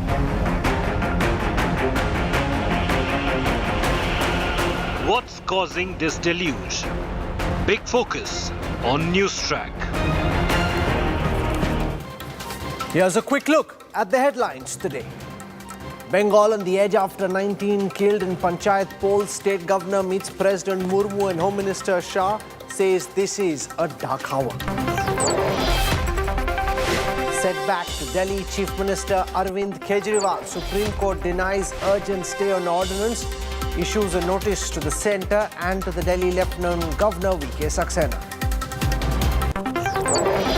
Jain monk killed, his body chopped and dumped in a borewell in Karnataka. BJP demands probe. VHP says the murder is the result of Congress's anti-Hindu policies. Big boost to Indian defence. Prime Minister Modi is set to ink deal with France for 26 Rafale jets and 3 submarines worth 90,000 crore rupees for the Indian Navy. Twitter blocks access to Pakistan government account in Gilgit-Baltistan, locates the region's users in Kashmir.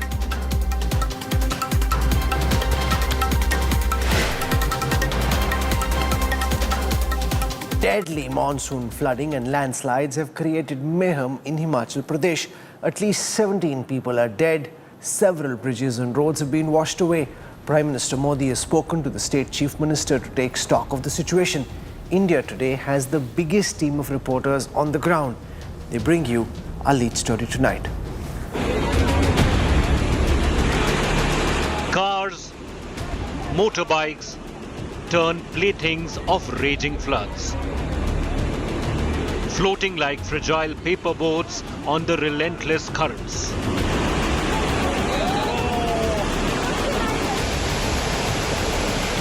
Heavy logs, boulders ripped from their perches, careen through in gushing torrents. Homes crumble. Bridges smashed by swollen rivers. 2 days of extremely heavy rains transform mountains, valleys, and the tranquil landscapes of Himachal Pradesh into a scene of chaos and destruction. Many bridges, be it the footbridges or other bridges, have been washed away by the flash floods, and many other bridges were facing flood threat. Administration has warned the people not to venture the riversides as the water level is continuously rising and it is also expected to rise. Once placid lifelines, rivers in the hill state now surge overwhelmingly, smashing structures that dare to stand in their path. Crucial links severed, hampering assistance in various parts of Himachal. जी ये बताइए कि इस क्षेत्र में कितने घर तबाह हुए बाढ़ में? ये तो पार मंगाली के तो हो गए 6-7 घर। हाँ जी, तो यहाँ पूरे 2 मकान भी चले गया पानी पूरे मकान में। हाँ जी, 2 हमारी है काम वाली, उनको भी परेशानी हो गई बहुत ज़्यादा। हमारे पास और तो कोई जगह नहीं है जाने के लिए, जितना हम बचा सकते थोड़ा बहुत हमने बचा लिया है। अभी हम घर की 3री मंजिल पे हैं। हमारी 2 मंजिलों में तो रेत और पानी से मतलब बहुत ही बुरा हाल है। Himachal Pradesh on a red alert. Rescue and relief operations underway.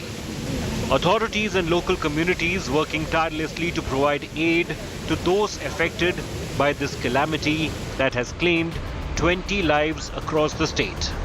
At least 12 NDRF teams have been deployed in Himachal to deal with the situation. The state government has advised residents to stay indoor for the next 24 hours. Helplines launched for those in distress.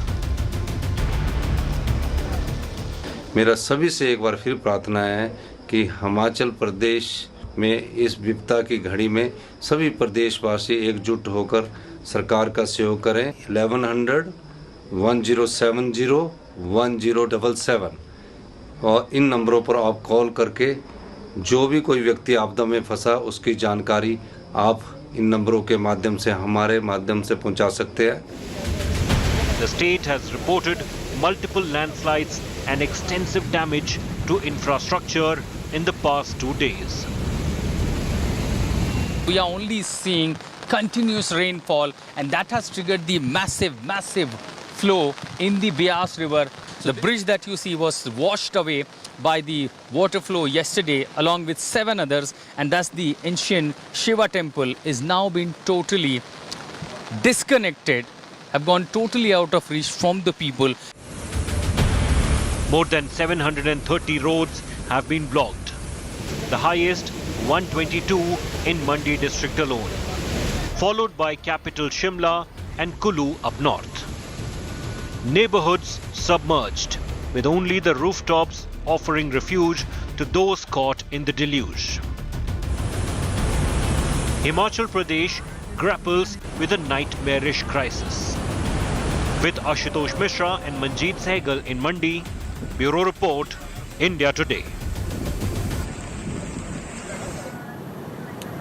Amongst the worst hit areas is the Mandi district of Himachal Pradesh. My colleagues Preeti Chowdhury and Ashutosh Mishra are in Mandi reporting tonight. Preeti, some of the images that we saw are scary at an infinite level. People standing on the edge, cars being washed away, trucks being washed away. You're on the ground at Mandi. What's the situation like tonight? Rahul, we've been climbing up through the course of the day to Himachal and Mandi. But mind you, yes, Himachal has seen abject devastation in the last 2 days, and many districts it's yet to unfold, because where I'm standing, Rahul, right behind me is the junction of Mandi. Now, there are two ways which lead to the Kullu district from here. One, if you go right up to Banjar, and the other one, which is the highway which is getting made.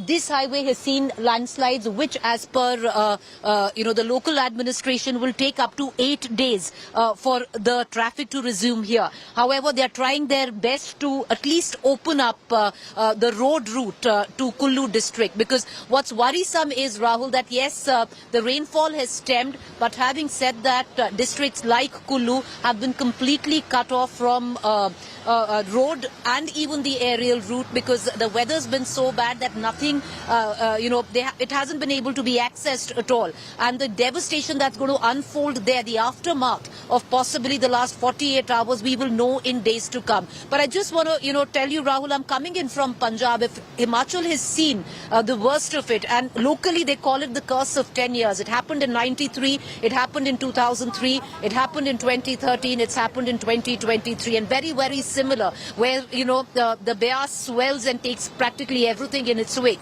But Punjab, Rahul, is also a story.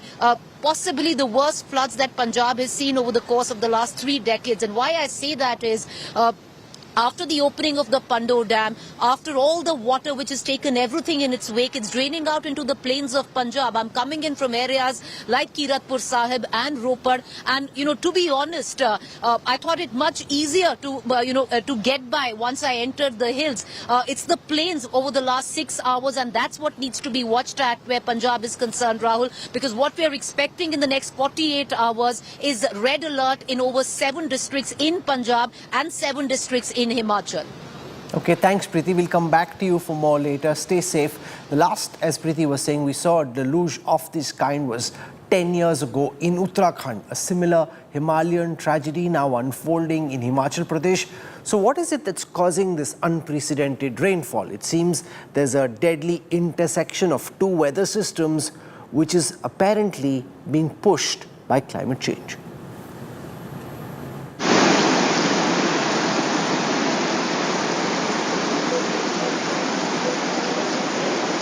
2013, floods ravaged Uttarakhand. The state received an unusual amount of rainfall, causing massive flash floods and landslides. Worst hit was the Kedarnath Valley, popular for the 8th century temple dedicated to Lord Shiva. 5,000 people were killed and thousands more displaced.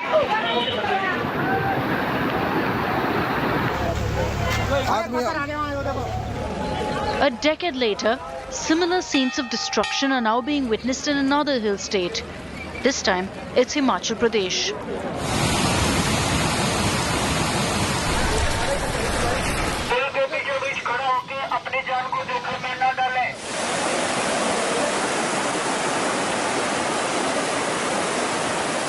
Bridges blasted, houses leveled, and at least 16 lives lost. What's causing this terrifying rain and floods? Well, it's a deadly collision of two systems, the monsoon winds and western disturbance, similar to the system that led to the Uttarakhand floods in 2013. There is confluence of two types of winds, and these two winds are hitting the western Himalayan region. As a result, there has been enhanced rainfall activity over entire northwest India, including Jammu and Kashmir, Himachal Pradesh, Uttarakhand.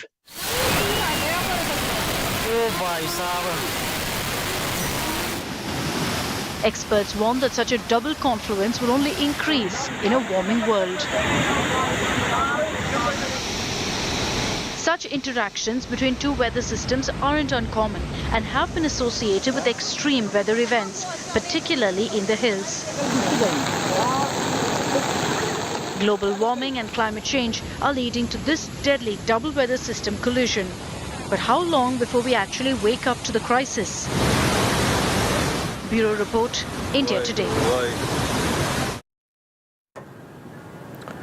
I want to go across to my colleague Ashutosh Mishra. He's got a young couple with him who are now stranded in Himachal Pradesh because of the floods. Ashutosh, I remember you were reporting on the Uttarakhand floods with me 10 years ago. What are the similarities and dissimilarities that you're seeing between what we witnessed in Uttarakhand and now? Well, Rahul, it is the preparedness of the government and the agencies that then perhaps this prevented a massive loss of life. So far, 18 are the official death toll, so far the casualty is concerned. But when it comes to the property damage, that's really going to be significant. As far as the terrain is concerned, Uttarakhand was totally a different terrain. There was very less time when the water literally started from Kedarnath going to the town areas. But here, it was only the Beas river which started overflowing, and all these riverbank area, riverbed areas were timely evacuated. But since there will further gonna rise in the water level, that will potentially damage more and more, and particularly another 36 hours, which is really gonna be crucial. Remember, very important to know that there are people who are literally stranded in Kullu and Manali, including these two tourists from Spain, Diego and Enna, who wanted to go to Kullu and Manali but have literally stuck in stranded here in the city of Mandi. And there are people who are giving us SOS calls because roads are totally washed away. There are no more road connections left for the people to travel to Kullu and Manali. In fact, Diego, Enna, you come from Spain. How long you have been here in Mandi, and what are your plan next, considering that you're already hearing what is happening about, going further to Kullu and Manali? Yeah, so we took the bus ride from Delhi on Saturday evening, and so we got stranded over here at 3 a.m. on Sunday. Then we waited inside the bus for 11 hours, and then so yesterday, Sunday afternoon, we decided to take a bus, and ever since we've been standing here, and we plan to stay a couple of more days until the road is clear all the way to Manali. At least we are safe, and then we are happy here. We have good food. We have, sometimes we even have internet to tell our families that we are great, and we are doing well, and, we are really, really sad for the people who lost their lives and also their houses.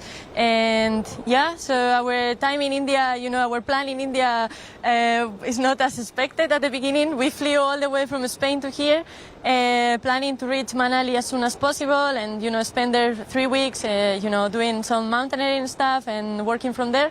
But, we are here in Mandi, getting to know new people, new Indians, and also discovering a new place. Thanks for that, Ashutosh. Diego and Anna, they're good to see their spirits are still up despite the ordeal that they've been through. I want to go across to Satwant Atwal. Atwal is the Director General of Police at this moment in Himachal Pradesh. Ma'am, thank you for joining us. Could you begin by giving us a full sense of the situation in the different districts of Himachal Pradesh at this moment? Which are the areas that you're most concerned about? What's the situation on the ground? Thank you for connecting with us, Mr. Rahul. As of now, I would say Mandi, Kullu and Manali and Lahore Spiti are the worst affected. But it's good to hear that the tourists are in high spirits and things are not as bad as some of the heart-wrenching videos show you. We are taking care of all our tourists and our guests. And yes, we do have quite a few tourists stranded at Chandratal, around 300 people there, 250 tourists. We have 3 foreign nationals, 2 ladies from Ireland and a lady from the USA, 360 plus citizens, 1 child, and rest between the ages 18 to 60. Thankfully, they're all healthy, they're well taken care of, there's enough medicine and food and warm clothing there. Similarly, from Manali, the reports are that though the tourists are stranded from and not able to connect with their families, but we have established a connect through the wireless and satellite phones. The people are returning from the treks to safe spaces. Everybody has enough food and medicines, and as far as the reports are concerned, everybody seems to be healthy as of now. Sad to report that we've lost 27 people till 8 o'clock this evening, and most of them are locals. And yes, there has been a lot of loss of property that, of course, we've not been able to tabulate so far. But yes, it's work in progress. As far as evacuations are concerned, yes, the state was prepared for it. There had been... so how many people were you able to evacuate before the floods came in? And are there places where people are stuck at this moment? And what are your plans to evacuate those tourists and locals who are looking to move away to safer pastures? Yes, we did a lot of timely evacuations, but at the same time, the tourists that are stuck at Chandratal, I'm afraid it's been constant snow since yesterday. Even now, light snow is on there. The rescue parties, along with the BRO, have reached a place called Losar, but we are waiting for the weather to clear up. We've also tied up with the Air Force and the NDRF for air evacuation if needed. But then we're waiting for the weather to clear up a little. Same goes for people stuck at Manali and Kasol, because as was reported earlier, no roads leading to Manali now. All the roads and bridges have either been washed off or are inundated by lots and lots of water. So we will try to rescue the medical emergencies first. And of course, we are connected with all the tourists. We will take care wherever there is need. We are there working round the clock, all boots on ground, as I've been saying repeatedly. And we are very thankful to NDRF, our own SDRF teams, our armed police battalions, and every man in the civil police. They're all on the field. Every constable to SP, everybody's working hard round the clock, along with the PWD and civil administration, and taking care of the situation. We are trying our best to respond to all distress calls from wherever we are getting them.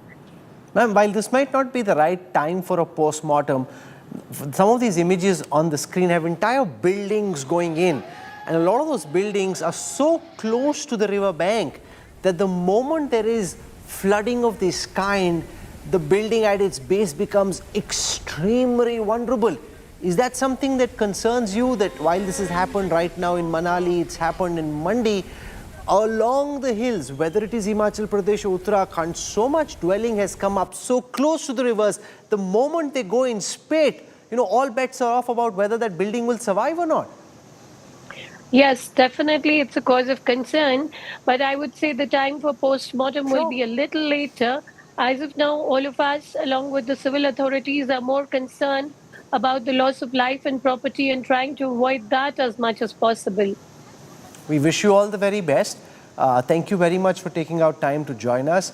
And our thoughts and prayers with you, the people of Himachal Pradesh, and your force that is currently involved in this rescue operation. We wish you all the very best. God bless you. Thank you very much, ma'am. Thank you so much. Thank you so much. Thank you, ma'am. I want to shift just for a moment from the hills to the capital area, where the worst rainfall and flooding in the last 41 years was witnessed. The national capital on alert at this moment, with the river Yamuna very close to the danger mark. Delhi has received record rainfall in the last 48 hours, bringing the city and neighbouring areas to their knees. VVIP areas in central Delhi, elite areas of Khan Market, Defence Colony are still waterlogged.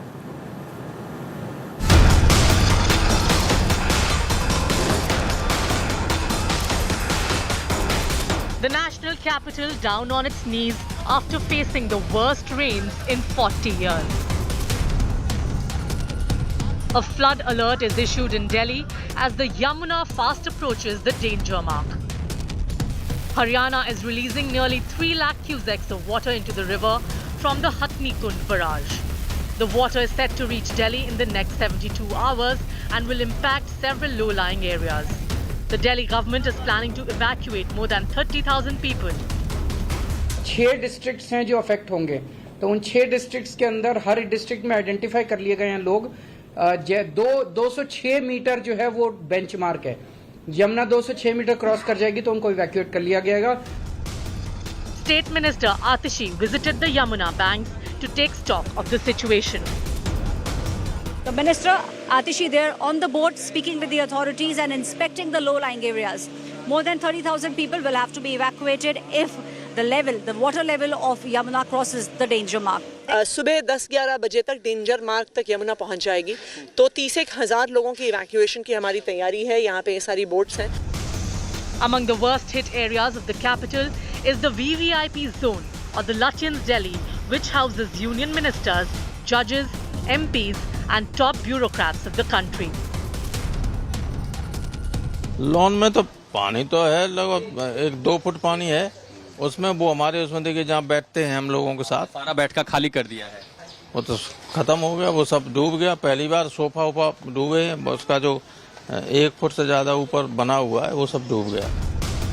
Several luxury cars were stranded in Khan Market, the popular hangout spot of Delhi's elite and its adjoining areas. I'm in Rangpura. This is one of the poshest locations of the national capital.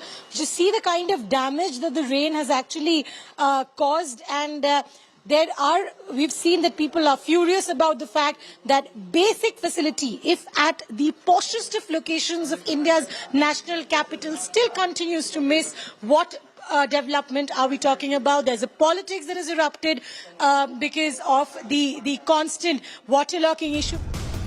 The Pragati Tunnel, a new landmark of the city, was shut due to waterlogging. A 20-feet crater opened up on a main road in Rohini. The Met Department has predicted more high-intensity showers this week. It upgraded the alert for Delhi from yellow to orange on Monday. Bureau Report, India Today. I'm joined live on the news track at this moment by Air Vice Marshal G.P. Sharma, President of the meteorological company SkyMet Weather. Ajay Bakhaya is the Managing Director of Sarovar Hotels and Resorts. He had a horrific experience in Gurgaon. He'll explain that to us. Kirti Chandra Sahu joins us, Professor at IIT Hyderabad, studies climate change. I want to go across to the Air Vice Marshal first. GP Sharma, on this map, and you're of course the expert, but I just want to show our viewers what the satellite images show. From what I can see, massive concentration of cloud cover above Himachal Pradesh, in pockets of Uttarakhand, some parts of Nepal, and also above the national capital region. What's the outlook like, according to you, for the next 48 to 72 hours? Is the worst behind us, or is there more trouble coming? Rahul, worst is behind us. Okay, that's a good news. But then there is no sense of complacency at this moment that at least the rains will ease out. They have already eased out from Jammu Kashmir region, Himachal Pradesh also shortly. I think today itself we see the difference. But then Uttarakhand remain in a state of extreme caution for the next about 3 days, I will say. And you see, we see these space-based platforms giving us information, like you shown this satellite imagery. Mountains have always been more mysterious and mischievous, okay, irrespective of the observation weather platforms. Okay, Air Marshal, stay with us for a moment. I want to go across to Sukhwinder Singh Sukhu, the Chief Minister of Himachal Pradesh. He joins us live and exclusive on the news track at this moment. Sukhuji, Sat Sri Akal, can you begin by giving our viewers a sense of the current situation in Mandi and in other districts of Himachal Pradesh at this moment? People have been looking at the images from Himachal with a lot of concern. Everyone's very fearful about what's happening in your state, sir. The situation in Mandi and all over district are under control.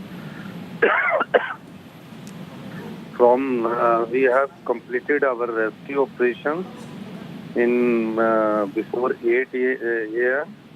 Last night we rescued at 2 p.m. 2 a.m. 6 persons, and in the morning 4 p.m. we have rescued 22 people.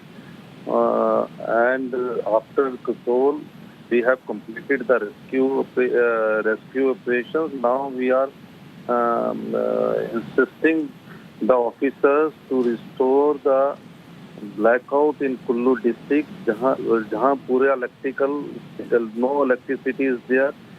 Drinking water schemes are washed away. We are trying hard to restore these in one of our most effective district, Kullu.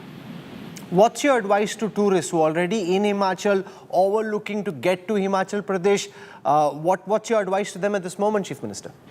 Nowadays, I am in these days, in these 3-4 days, अभी तो किसी को भी हम ये चाहते हैं कि वो ज़्यादा हिमाचल ना आए, और जो हमारे टूरिस्ट है अब उनका वो सब जगह ठीक है, सेफ है, उनके मोबाइल इसलिए नहीं चल पा रहे हैं because the electricity is not in their district, particularly in Kullu district.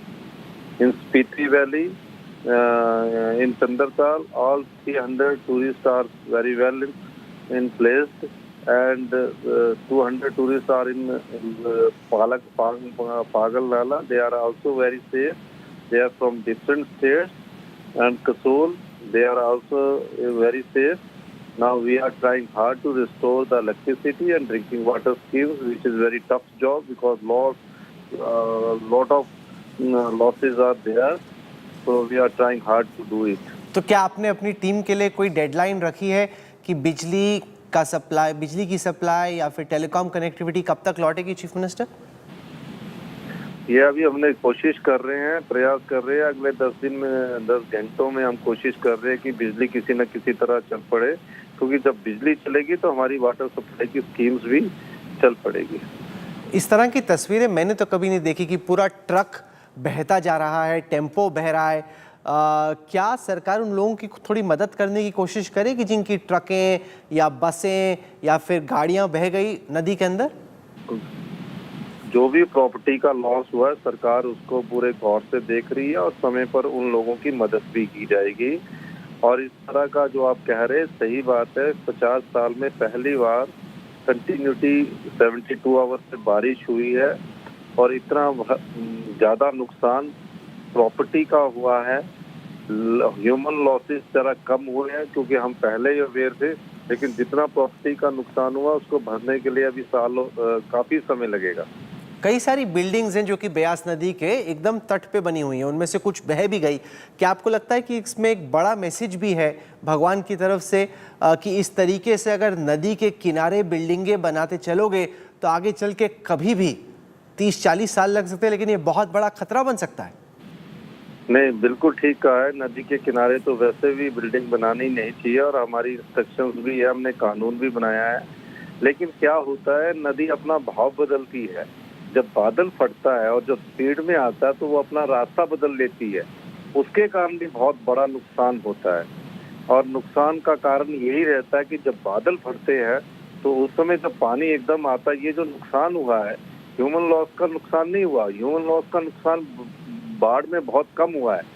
Human loss का नुकसान सिर्फ कहाँ हुआ है, वो जहाँ लैंडस्लाइड हुआ है, घर के ऊपर जो बोर्डर्स आ गए उसके कारण हुआ है। लेकिन ये जो बिल्डिंग नदी के किनारे भी बनती है इसका भी नुकसान होता है। लेकिन इतनी ज़्यादा बिल्डिंग हमारे नदी के किनारे पर्टिकुलर इन हिमाचल नहीं है जैसे कि उत्तराखंड में होती है। आखिर में क्या कोई ऐसी चीज़ है जिसकी ज़रूरत हिमाचल को है जो कि बाकी लोग हों या सरकारी संस्थान जो देख रहे हैं वो आपकी मदद कर सकते हैं? प्रधानमंत्री मोदी ने भी बातचीत की। Is there anything that Himachal Pradesh needs according to you at this moment?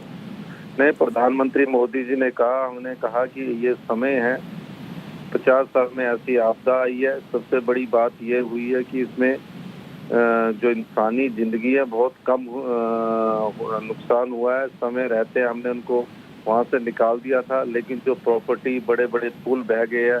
अब चंडीगढ़ के साथ लगता हुआ एरिया बद्दी है, पंजाब के साथ लगता हुआ एरिया होना है वहाँ भी तबाही हुई है। ऐसा पहली बार देखा गया है और मैं खुद इस रेस्क्यू ऑपरेशन को खुद व्यक्तिगत तौर से देख रहा हूँ। और अगर हमें थोड़ा सा भी समय मिलेगा, जैसे ही बारिश बंद होगी, हम 8 घंटे में सारे हिमाचल प्रदेश के रोड आवाजाही के लिए खोल देंगे। This is a very tough challenge for you. You've just about taken over, settling in, and this is nature throwing the worst that it could have at you. Chief Minister Sukhu, we wish you all the best. I don't wish to hold you any longer. Thank you for joining us. The Chief Minister of Himachal Pradesh sending out a message of assurance, calm at a time of chaos, saying once the rain stops, he hopes to be able to get electricity back on, telecom signals back on. He's telling tourists, those who are already in Himachal Pradesh, not to panic, to stay calm, and he's telling others not to go to Himachal at this moment, at least for a few days. Let the situation settle. Don't plan a trip to the hills at this moment. Let's now go across to Ajay Bakaya. There was an image, I just want to show that to our viewers, of Ajay Bakaya, who's the managing director of Sarovar Hotels and Resorts, going viral. There he is in his Ford Endeavour, stuck right in the middle of the water. A lot of people trying to help him. Ajay, welcome. Do you want to just start by talking us through how you ended up? It's almost like the bias in some senses, where the whole vehicle went, except that you're in the middle of the vehicle and everybody's trying to get you out. Thanks, Rahul. Thank you very much. This was the underpass at the railway station in Faridabad, and at about 12:40 in the afternoon, I went through in the reverse direction, in the other direction, and went through. Although there was water, went through quite smoothly. And on the way back, the car stalled, and then the water just sort of built up. So I spent about 2 hours plus getting out of there. The good part, the heartwarming part, was the people, the locals, including the small boys that you see in the picture, who were willing to help. They weren't looking for a return. They certainly weren't holding you to ransom, and everybody tried very hard to get me out of there. So cranes and tractors later, 2 hours later, we did get out. These situations are going to get worse as time goes on. We have treated nature very badly. And nature is responding to us in kind. What needs to happen in these scenarios? We can't talk about infrastructure. This is an immediate need. That there are people to help you out in that kind of an emergency. When I say people, I'm talking about structure from the state, from the government, from the local authorities. And people say, how can we get you to safety? What can we do to get your car out? The other angle, which is important, is that insurance companies need to be a lot more proactive and come back to you and say, hey, so sorry you had this issue. We're doing everything possible we can to make sure you're back to normal as quickly as possible. Unfortunately, those things don't happen. They're not on the menu today. Sure. I want to go across to Kirti Chandra Sahu, professor at IIT Hyderabad, in fact studies climate change. So do you want to just take us through why we're seeing this, Professor? More and more intense bouts of rainfall concentrated in a short span of time, rather than the monsoon the way it used to be, roughly the same amount of rain but staggered over weeks rather than being concentrated over a 48 to 72 hour window. Yeah. Thank you, Rahulji. First of all, namaskar, and I do namaskar to all the panelists also. This is definitely a very scary and painful situation which we are seeing today, or it has been actually happening from last many 10-15 years. I think it has been started. I mean, this is definitely a consequence of climate change, which happens from very long time. We have killed the environment. We have done many drastic things, and this is which we are facing because of that consequence. Having said that, I think there are. Our research is mainly on rainfall. I am not an expert on the climate change as such, but what I am saying is. There are two ways of dealing these situations. First of all is the immediate need, which we have to, take preventive actions for the society and people, mankind, their properties, etc. And there are long-term plans of controlling the climate change. Because climate change took very long time to happen, it will also take long time to go back. If we took preventive actions. So as far as the current situation is concerned, the rainfall predictions, it estimates and its prediction has been very not so good, particularly because of the situation. Like I mean, we live in a very complex situation. In probably Indian monsoon is the most complex monsoon in the world. I mean, because of the atmospheric change. For example, Chennai weather is very different from Hyderabad weather, or for that matter, Delhi weather. So, so the physics itself is different. For example, when the raindrop starts to fall from the cloud, it undergoes several microphysical processes, and thereby it results in droplet size distribution, raindrop size distribution, which actually used in the prediction of the rainfall. I mean, estimation of the rainfall, and that has not been so good. So what we do is we try to estimate the raindrop size distribution at rainfall at different altitudes. Mr. Bakay, did you see the authorities around you, whether in Faridabad or Gurgaon, respond with the kind of alacrity they should have, or do you think that the authorities once again were were found wanting? I found them extremely wanting. Towards the end of the ordeal, when I came out, there were two policemen who were there, but no one really bothered to either approach you or check how you were. So no, I thought they were wanting in every possible respect. Okay, Ajay Bakhaya, Professor Sahu, thank you for joining us. I want to shift our attention to Punjab, where the state is reeling under massive monsoon mayhem, from the posh colonies of Mohali and Chandigarh to low-lying areas of Patiala, Ropar. Rescue teams are racing against time to evacuate residents. Kamaljeet Sandhu and Preeti Chaudhary with this ground report. Punjab is reeling under monsoon fury. The Sutlej River is flowing above the danger mark. Roopnagar and Mohali are worst hit. Union Territory and state capital Chandigarh is also facing rain rot. The Sukhna Lake floodgates have been opened.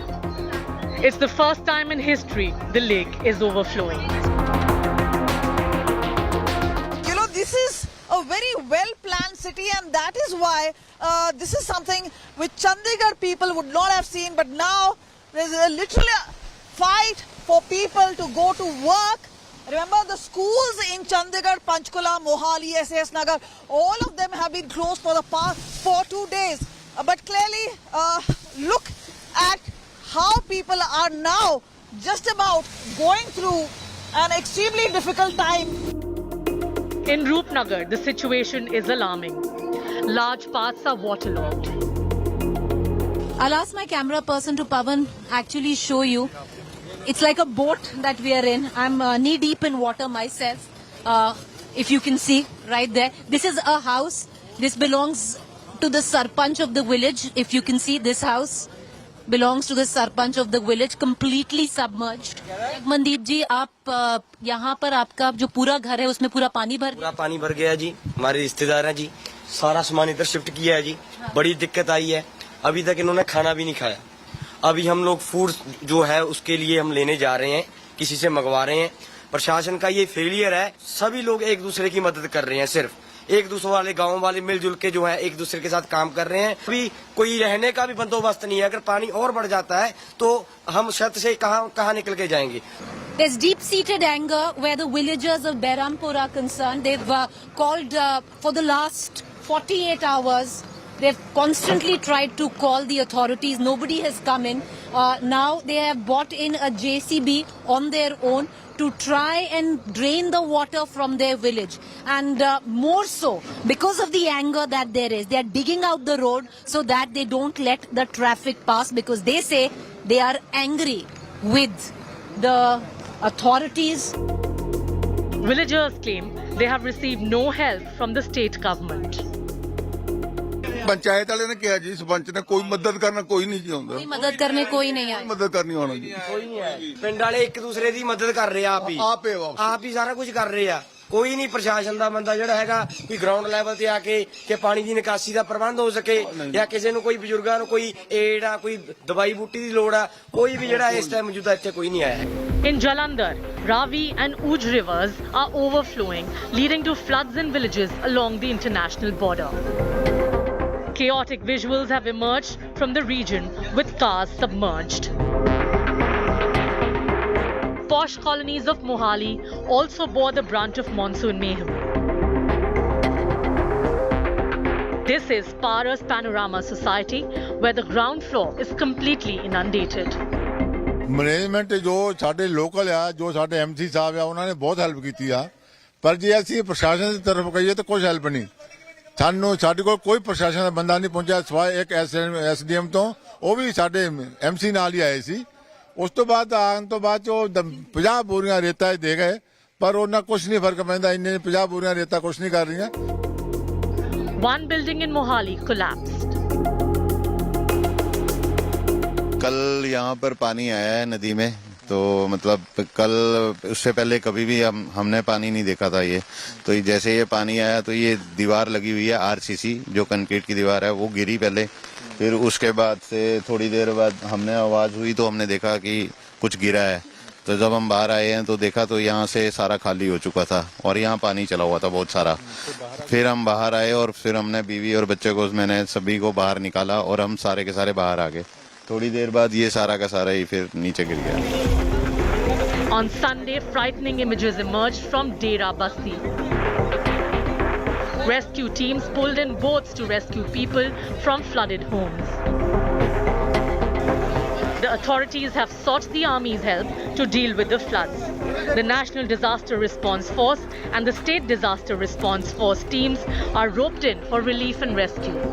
Punjab Chief Minister Bhagwant Mann has asked all cabinet ministers, MLAs and officers to stay in their areas to lead relief operations. Himachal में बहुत बारिश हो रही है तो पानी आने में भी 1 लीटर लग जाता है तो वहाँ से पानी आ रहा है कितना पानी आ रहा है उसको कैसे चैनलाइज करना है कैसे डाइवर्ट करना है ये हम सब मिलकर फैसला सारे ऑफिसर ग्राउंड पे। With the Met Department predicting no respite from rains, there's no immediate relief in sight for Punjab. Bureau Report, Indiatoday. Manjeet Saigal now joins me. He was in Punjab through the morning, now travelling up the hills. Manjeet, have you ever seen anything like this? Why has Punjab been so badly hit and what's the situation across the state at this moment? Well, Rahul, the torrential rains have thrown life out of gear and roads have been blocked. Over 700 roads are blocked and this also includes 3 national highways and efforts are on to clear these highways for the traffic. Hundreds of tourists have stranded at various places. But the official figure is around 1,300 of them are at Chandratal and we are also joined by 3 of the stranded tourists who belong to Israel. They are young Israelis. They were heading to Kullu Manali, but they are stranded here at Mandi. Let us go across to them and speak to. First, I'll speak to Moria. Where are you heading to and what difficulties are you facing? I'm heading to Manali. And we came to India like 4 days ago and we are on a road to Manali for like 2 days. We are very, very tired. We are very worried about our friends that's staying here, that's stuck here. We're also with the UV. UV, tell us what do you do in Israel and where are you heading to now? I am traveling now for 7 months already. Now I came India 3 days ago. I was going to head to Kasol. All my friends are in Kasol. Nobody is picking the phone for 24 hours already and we are very scared about them. And we hope that Kasol will be open very soon. Why you are not able to communicate to your friends? Is there a network issue? Yes, they don't have network, no WhatsApp, no internet, nothing, no electricity. We cannot talk to any of them and I'm waiting for 24 hours already to speak with any of them and I wish they're okay. Another tourist from Israel also with us. He is Yuval. Yuval, tell us what do you do in Israel? What is your occupation? And is this your first visit to India? This is my first visit to India. I just quit my job at the airport in Israel. This is my trip after the army. I was about to head to Kasol, and then the road just got blocked, and we ended up in Mandi, and here we are. So how many days have you been staying here at Mandi? This is the second day, and I think it's going to be a lot more until the roads are open. Well, Rahul, these tourists are stranded at Mandi area. They are waiting for the roads to be cleared. All we know that the Chandigarh-Manali National Highway has been blocked at a place called 6 Miles. There are multiple landslides on this route, and efforts were on to clear the route. But this road has been blocked by the landslides. Remember, the Met Department has issued high alert, red alert, in fact, for 7 districts, including Mandi. So incessant rains are hampering the rescue work as well, and these tourists continue to face the fury of the We leave it over there, Manjeet Sehgal. Stay well, take care. We hope that things get better. It's not just northern India which is deluged at this moment. China, Japan, Russia, all facing monsoon fury. We'll get you details when we come back. On the other side of a quick break, how several parts of the world are currently inundated. Details on the other side.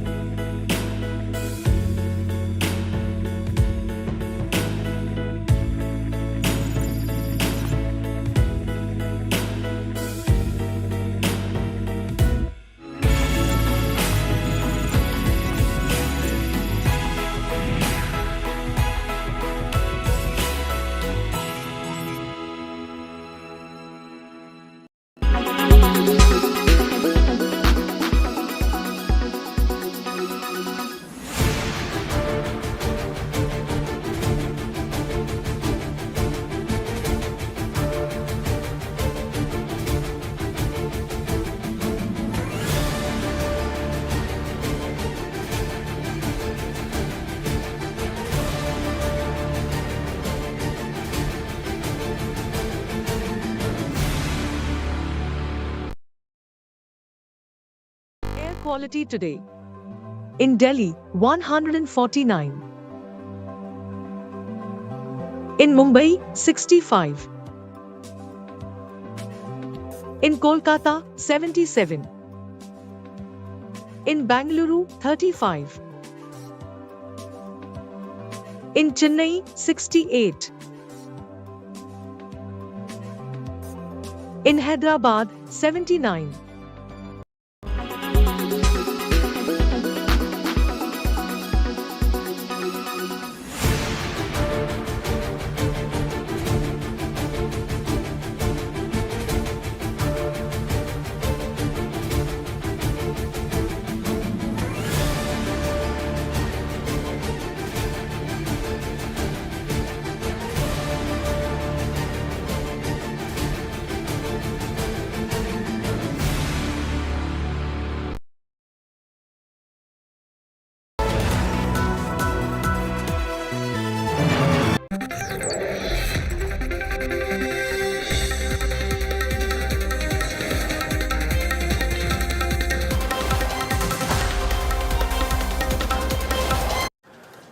Heavy rainfall is causing flooding in different parts of the world. China is on high alert as it grapples with torrential rainfall. Record rain has submerged houses and cars in southern Japan. Heavy rainstorms have also been pouring over parts of New York. From the United States to China to Japan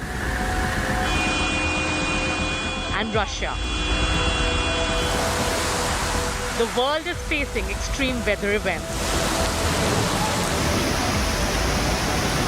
Heavy torrential downpours spawned extreme flooding in New York's Hudson Valley on Sunday. The authorities have issued a flash flood warning for southeastern New York State, including New York City. Nearly 12,000 kilometers from New York, at least 15 people were killed and thousands more evacuated after heavy torrential rains lashed the metropolis of Chongqing and swaths of southwestern China. President Xi Jinping has called for stronger efforts to protect lives and property from severe flooding. Scientists have warned that July will bring more misery with extreme weather events. In neighboring Japan, rains pounded southwestern parts of the country, triggering floods and mudslides.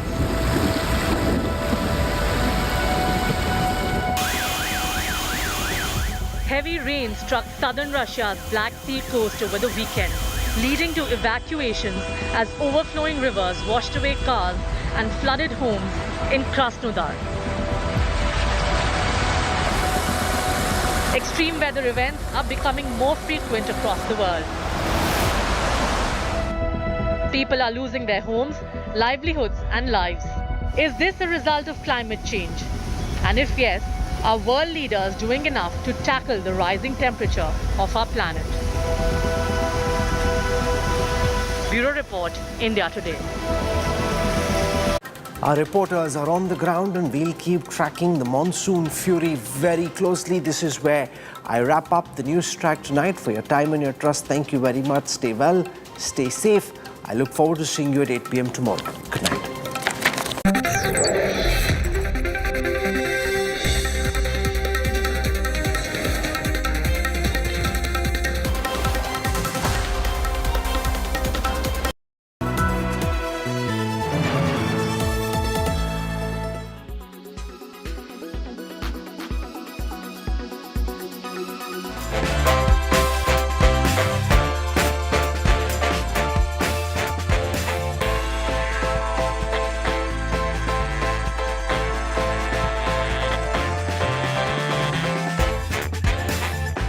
All right, Carl, I told you, just like the Nothing Phone 2 launch, we want to make this big.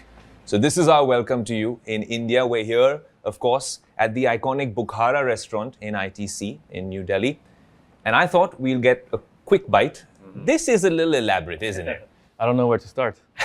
So what we'll do is, let's continue eating and talking a little bit about the first thing that we mentioned at the start of the show, which is about innovation, especially in the smartphone consumer tech world. Do you really think it has stalled? And when you see all these foldables and whatnot coming up, do you still think that this is incremental innovation and not monumental? I definitely think so. I mean, when I was younger, I used to stay up to watch the keynotes from all the tech companies. Like every generation felt so much better than the previous one. Like the steps were not incremental, they were almost exponential. And it wasn't just the hardware, it wasn't just smartphones, it was the iPod, it was the iPad, the tablets came out. But also on the consumer internet and software side, all of a sudden we had a lot of like new social apps to use. And it was also the time of the App Store revolution. So a lot of apps you could download and try every day. So it just felt like at that moment in time, 10, 15 years ago, that things were just improving really quickly. And then in the last couple of years, say 5 years or so, it's gotten very incremental. Every year, let's make the camera slightly better, a little bit bigger, battery a little bit better, tweak the icons a little bit. Sure, there's a foldables thing now, but I think ultimately it's a bit in the news, but ultimately it's going to be a very niche product.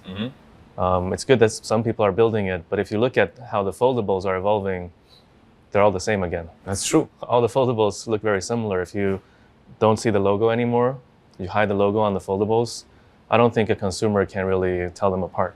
So it's safe to say that nothing isn't launching a foldable anytime soon? Not anytime soon. I don't think it's like, I don't think consumers walk around saying, hey, I wish my phone could fold. I think it's an innovation that the manufacturers are pushing onto the consumer.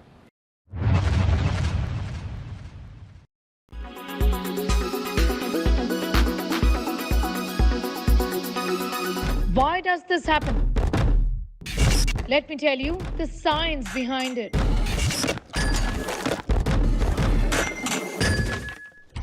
For more informative videos like this, keep watching India Today News Mo.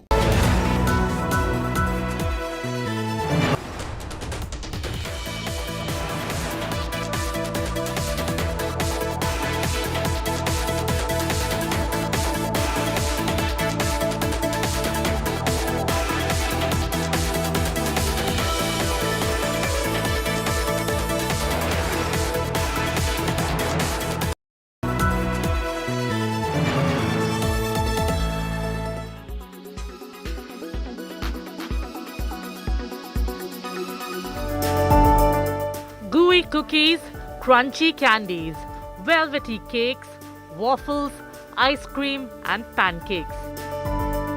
Is your mouth watering? Are you craving dessert? Why? What happens in the brain that makes sugary foods so difficult to resist? Sugar is a general term used to describe a class of molecules called carbohydrates, and it's found in a wide variety of foods and drinks. Just check the labels on sweet products you buy. Glucose, fructose, sucrose, maltose, lactose, dextrose and starch are all forms of sugar. So are high fructose corn syrup, fruit juice, raw sugar and honey. Sugar isn't just in candies and desserts.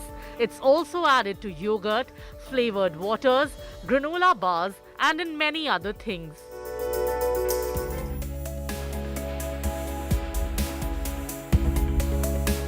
No matter what, this was needed. We say it every time when we consume our favorite dessert. With our favorite dessert comes a lot of health problems. We never know how much sugar is too much sugar for us. All the foods we crave for have added sugar in them, which provides energy in the form of empty calories, due to which we end up eating more than we need. But sugar is happiness.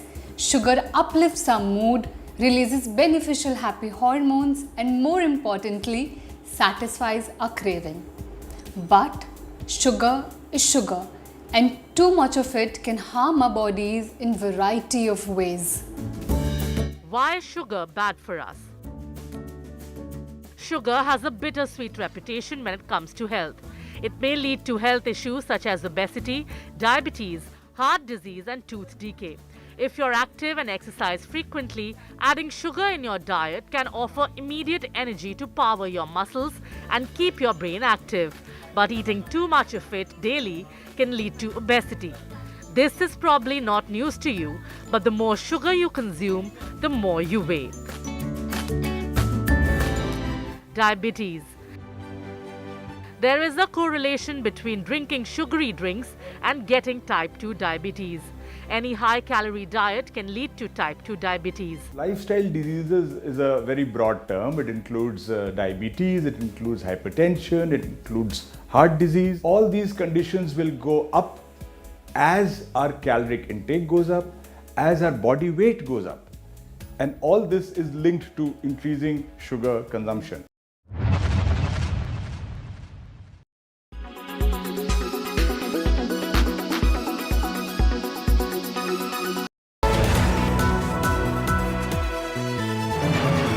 Sorry.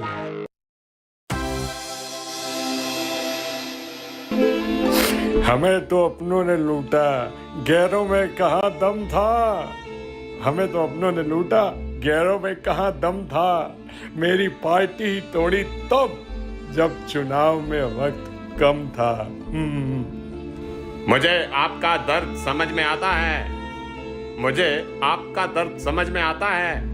अपनों के धोखे से इंसान संभल नहीं पाता है। आप और हम एक जैसे हैं। हम दोनों का बगावत का नाता है।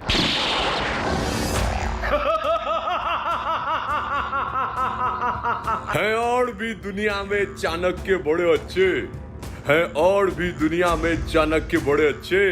कहते हैं अमित शाह का अंदाज़े बयान और है। कहते हैं अमित शाह का अंदाजे बयान और आधा बढ़ Good evening, viewers. Let's take a look at the weather report across the major cities this evening. Thiruvananthapuram is at 31 degrees Celsius with an AQI of 41. Mumbai is at 31 degrees Celsius with an AQI of 70. Panji is at 29 degrees Celsius with an AQI of 44. Ahmedabad is at 29 degrees Celsius with an AQI of 37. Bhopal is at 28 degrees Celsius with an AQI of 24. Jaipur is at 28 degrees Celsius with an AQI of 52. Delhi is at 30 degrees Celsius with an AQI of 53. Srinagar is at 28 degrees Celsius with AQI being 47. Lucknow is at 32 degrees Celsius with an AQI of 51. Patna is at 35 degrees Celsius with an AQI of 85. Kolkata is at 32 degrees with an AQI of 38. Hyderabad is at 32 degrees Celsius with an AQI of 34. Bangalore is at 26 degrees Celsius with an AQI of 29. Chennai is at 31 degrees Celsius with an AQI of 78.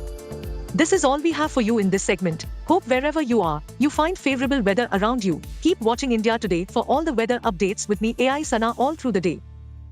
Co-presented by Star Health Insurance, the health insurance specialist. Co-powered by Watcho OTT Super App. One hai to done hai. Co-powered by the new Kia Seltos, the badass reborn.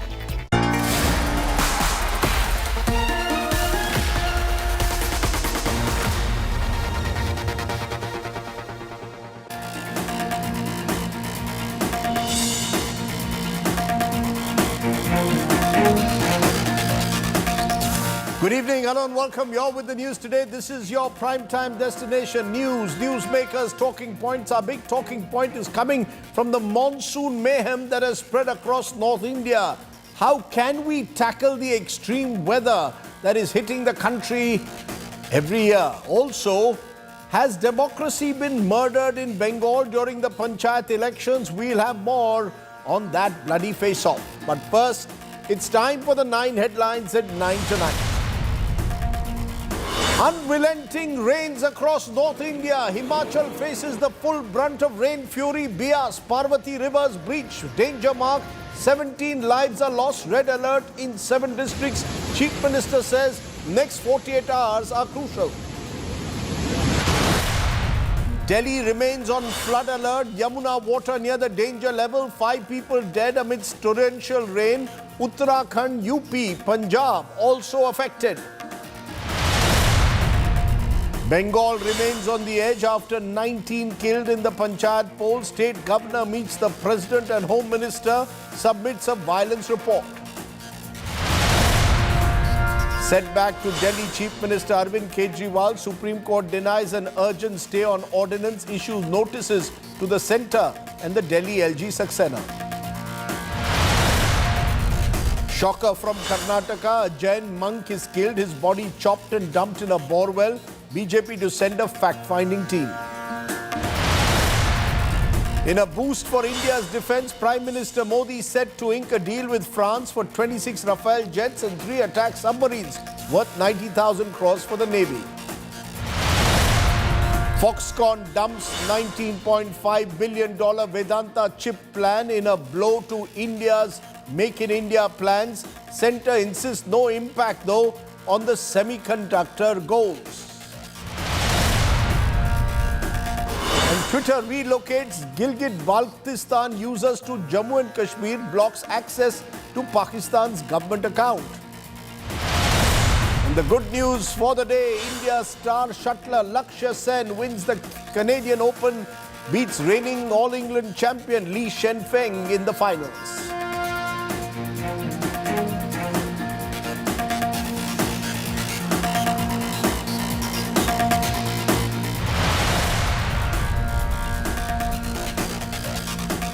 But our top story tonight comes from these images that we are about to show you. The monsoon mayhem across North India. Several towns, cities remain inundated because of incessant rains over the last 72 hours that have lashed Himachal Pradesh in particular, but also Delhi, Haryana, Punjab and Uttarakhand.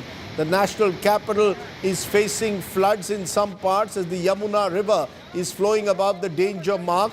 A red alert continues in Himachal Pradesh, which is the worst hit state by the rain fury. The death toll in the hill state due to the spell of rains has reached 17. Tonight's ground report comes to you from a battered Himachal Pradesh.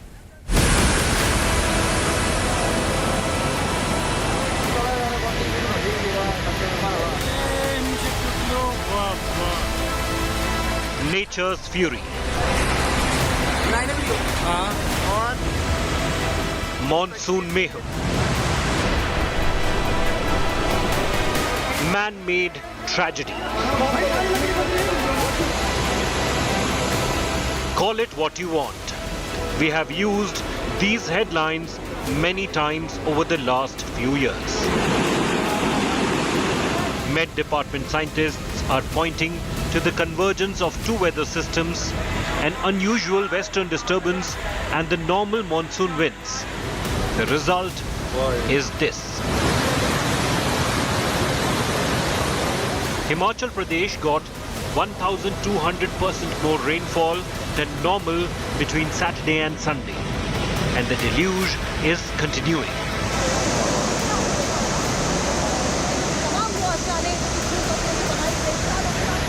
Trucks and buses that weigh thousands of kilograms are swept away like toys.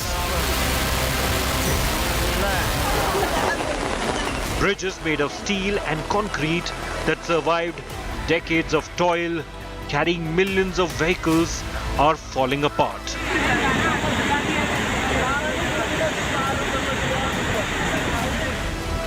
Modern highways are giving way in the face of landslides and floods. Houses are destroyed. Hundreds are stranded. The flood water has entered the ground floor of these houses, but some residents are still living in these houses, just watching the damage caused to their properties. Mandi, Manali, Kullu, all tourist hubs are badly affected. यहाँ पे पहले आधी parking गई थी, अब पूरी चली गई है और अगर ये खार ऐसे लगती रही तो सारा के सारे बाजार को खतरा है। आगे हमारी बिल्डिंग्स भी हैं। अभी भी सेफ नहीं है ये जगह, क्योंकि जिस हिसाब से पेड़ भी गिर रहे हैं यहाँ पे, रिवरसाइड जो वो काट रही है, और तो सेफ तो जगह नहीं है ये बिल्कुल भी ना। The government has advised citizens to stay indoors.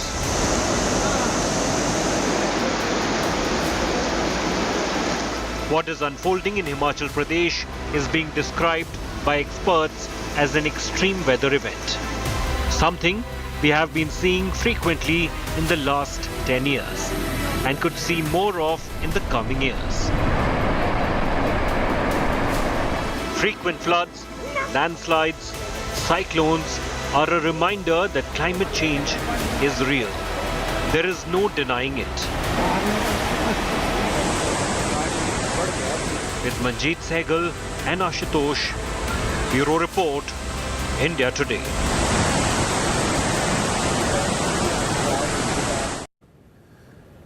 And a short while ago, I spoke to the Himachal Pradesh Chief Minister Sukhwinder Singh Sukhu to find out exactly how the government was dealing with this emergency. Listen in. स्थिति बताइए sir. अभी तक जो total death confirm हुई है वो 17 है जी, और जो रेस्क्यू ऑपरेशन है वो हमारा क्लोज हो चुका है। नाइट में रेस्क्यू ऑपरेशन में हमने 6 लोगों को बचाया।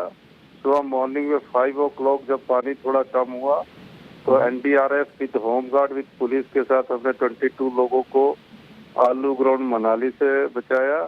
कसोल में हमने जो होटल में था, अभी भी कई लोग हमें फोन करके डायरेक्ट बात कर रहे हैं, उनको हमने बचा लिया। सभी रेस्क्यू ऑपरेशन हमारा क्लोज हो चुका है। जो टूरिस्ट है फंसे हैं वो इसलिए नहीं निकाल पा रहे क्योंकि लैंडस्लाइड बड़ा हैवी है, और उनको हमने खाने का और जो भी सामग्री है ऑल हमने उनको उपलब्ध करवा दी है।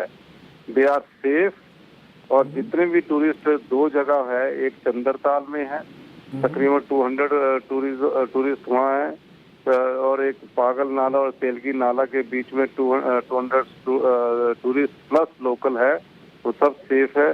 कसोल में जो टूरिस्ट है वो सब सेफ है, पर अभी लोगों का कनेक्ट इसलिए नहीं हो पा रहा है क्योंकि पिछले कल से पूरे कुल्लू डिस्ट्रिक्ट में लाइट नहीं है, सारा ट्रांसफार्मर हमारे पानी वॉश अवे हो गए हैं। तो उस दृष्टि से कई लोग ये कह रहे हैं कि उनका मोबाइल नहीं मिल रहा, तो मोबाइल मिलेगा ही नहीं क्योंकि मोबाइल कनेक्टिविटी भी पूरी तरह डैमेज हो चुकी है और बिजली भी नहीं है। तो आप बड़ी बात कह रहे हैं। आप कह रहे हैं कि कुल्लू डिस्ट्रिक्ट पूरी तरह से अभी भी कट ऑफ है, अभी भी वहां बिजली नहीं है। तो आपका सबसे बड़ा चैलेंज एक तरह से है कुल्लू डिस्ट्रिक्ट को एक तरह से कनेक्ट करना। जी, सबसे बड़ा चैलेंज यही है। सबसे पहले सबसे बड़ा चैलेंज था कि ह्यूमन लाइफ कम से कम नुकसान हो, जिसमें हम सफल हुए। अब रिस्टोरेशन का हमारा काम चल रहा है। How prepared were you? क्या आप डिड यू गेट वार्निंग्स? क्या आपको पहले से वार्निंग दी गई थी IMD से कि इस तरह के फ्लड्स हो सकते हैं, या जिस इंटेंसिटी से बारिश हुई है सबको उन्होंने एक तरह से लास्ट मिनट सरप्राइज हो गया? ये नहीं, ऐसा था कि IMD की वार्निंग थी तभी ये लॉसेस कम रहा। नहीं तो लॉसेस का तो आंकड़ा हम कल्पना नहीं कर सकते, लेकिन कुछ लोग जो लैंडस्लाइड्स के कारण उनकी लाइफ गई है। So the Chief Minister expressing the hope and confidence that the situation will come under control, but the fact is that is India unprepared for extreme weather conditions? We are seeing rainfall of this magnitude almost every year in a concentrated period. What explains these extreme weather events? Is India therefore staring, as many suggest, at a climate emergency that is not being addressed? Professor Subhimal Ghosh, Head of Climate Studies at IIT Bombay, and Sunita Narayan, Director, Center for Science and Environment, are joining me. Two special guests join me on this issue. I just want to play for our viewers some of those extreme weather events and then get you to respond. Remember the 2005 Mumbai floods? That was a cloud burst. Many thought that was an aberration. But in the last few years, we've seen Uttarakhand floods and Kashmir floods in 2013 that were unprecedented. We had Kedarnath landslides at that same time. 2015, it was Chennai that saw extreme floods. 2018, Kerala, Western Ghats came under the scanner. 2022, Bengaluru last year itself. 2022, Rajasthan floods, including in some areas that were prone in some desert areas. And we've seen cyclones in the Arabian Sea and that impacting states like Goa as well. Sunita Narayan, are these exceptions? Are we focusing too much on these extreme weather events, or is there a pattern now emerging that every year some part of the country gets unprecedented rainfall?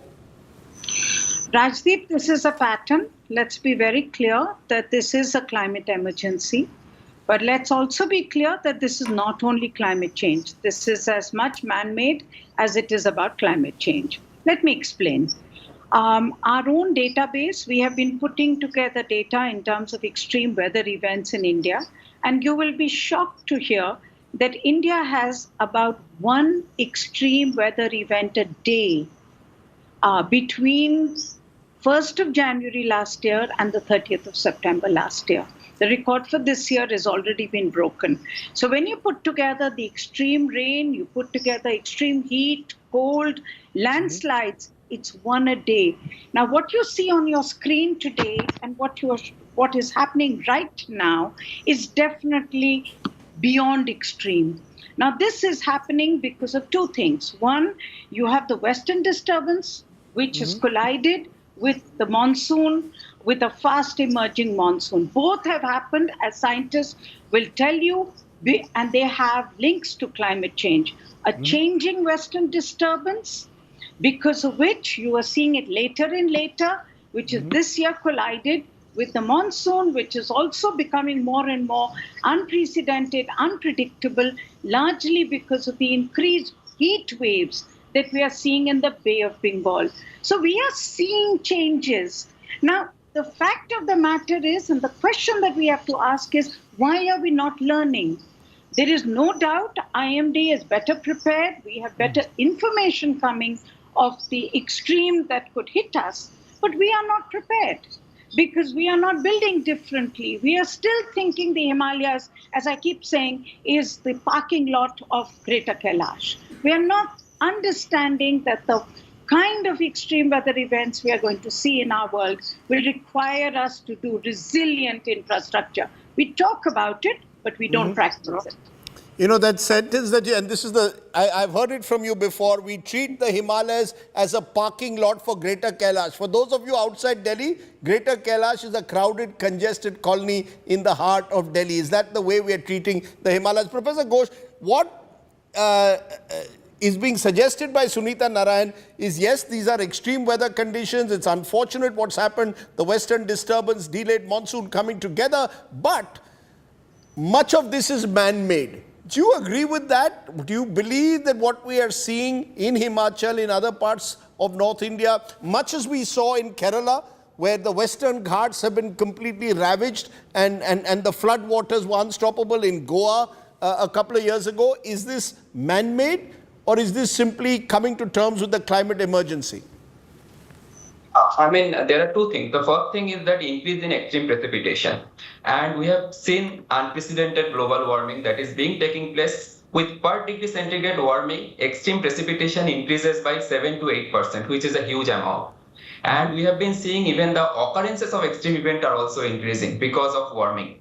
So that's the first thing. And this global warming is because of anthropogenic activities. The second thing is that the way we are changing our land use, the way we are cutting the trees, or we are increasing the built-up region, or we are actually building the buildings on the slopes, that results into another set of problems that results into increase in the flooding.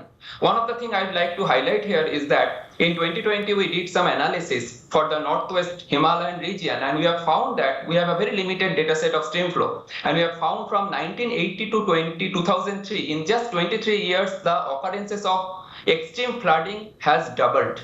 So this shows that how much extreme event has increased over this region of northwestern region, and that is not just because of increase in extreme precipitation, but this is the region where the slope of the Himalaya is such that it results into immediate flooding. So whenever there is an increase in extreme precipitation, it results into significant increase in flooding. And this is what we have been seeing over the last 20 years, extreme increase in the extreme flooding over this region.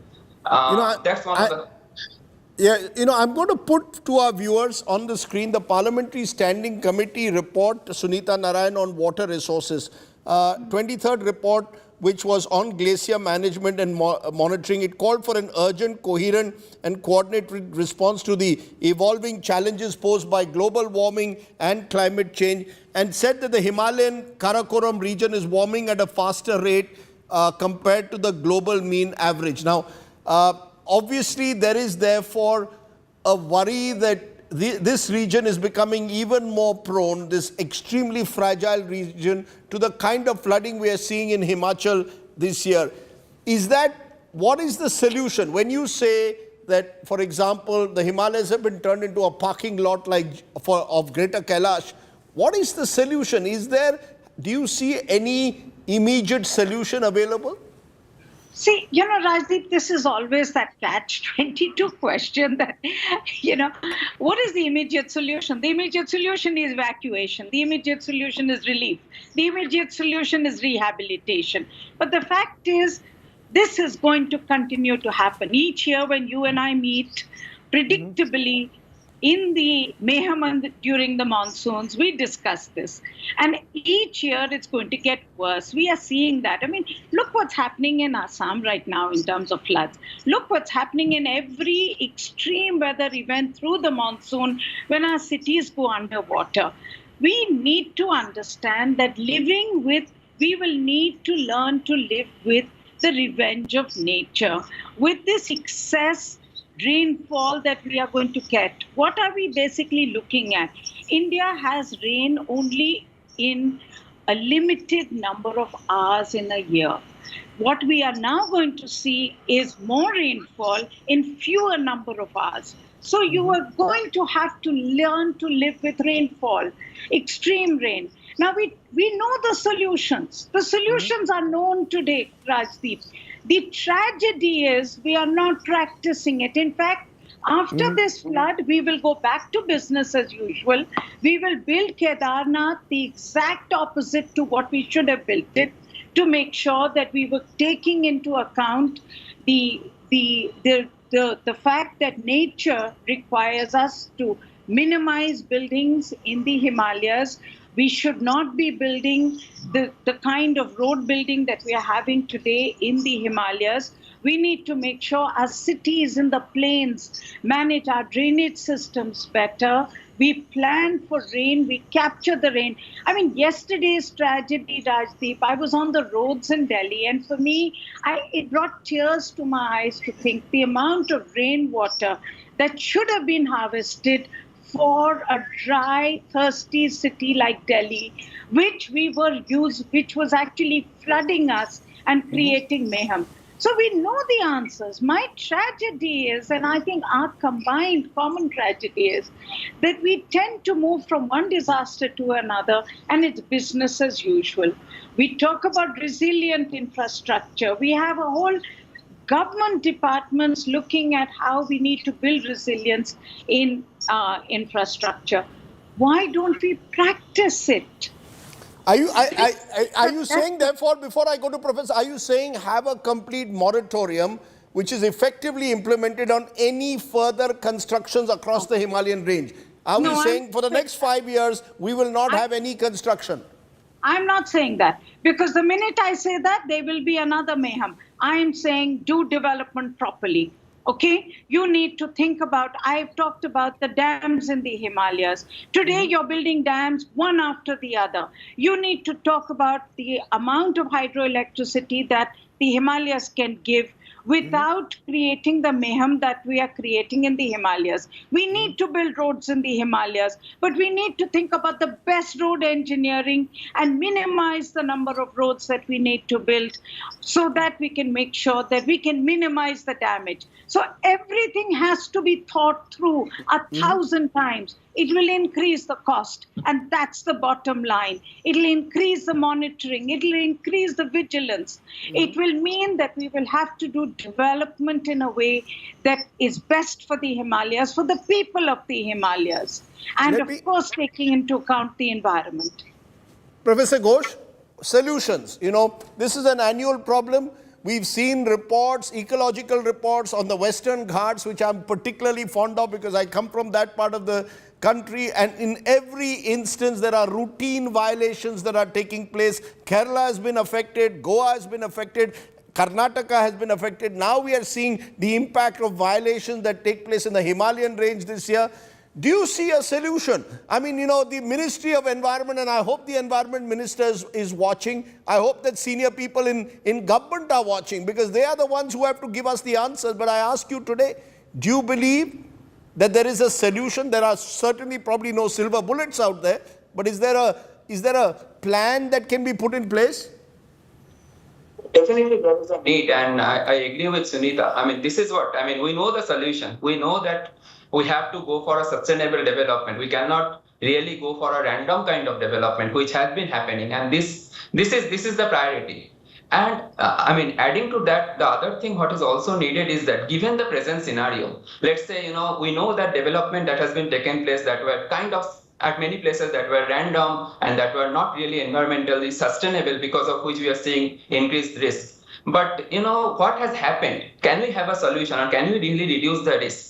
And for this purpose, the first thing what is needed is that for each and every state, we should have a proper flood risk map and risk to extremes map that should have information of hazard, vulnerability and exposure, which is as per the IPCC guideline. So this part is still missing. I mean, this part has not really been practiced properly in this country. And such a risk map is essential. That's the first step. The second step is that whenever there is a forecast, the forecast has a lot of uncertainty, but there should be a proper tool. IMD cannot really design a tool for evacuation, but there are people who have expertise in evacuation, and there are IMD scientists who understand about the forecast uncertainty. They need to shake hands, they need to collaborate with each other and take the risk map and trying to understand what should be the evacuation plan. You cannot evacuate everybody, but you can actually do a selective evacuation to reduce the life risk. these are some of the things which are really needed. How to make decision under uncertainty, because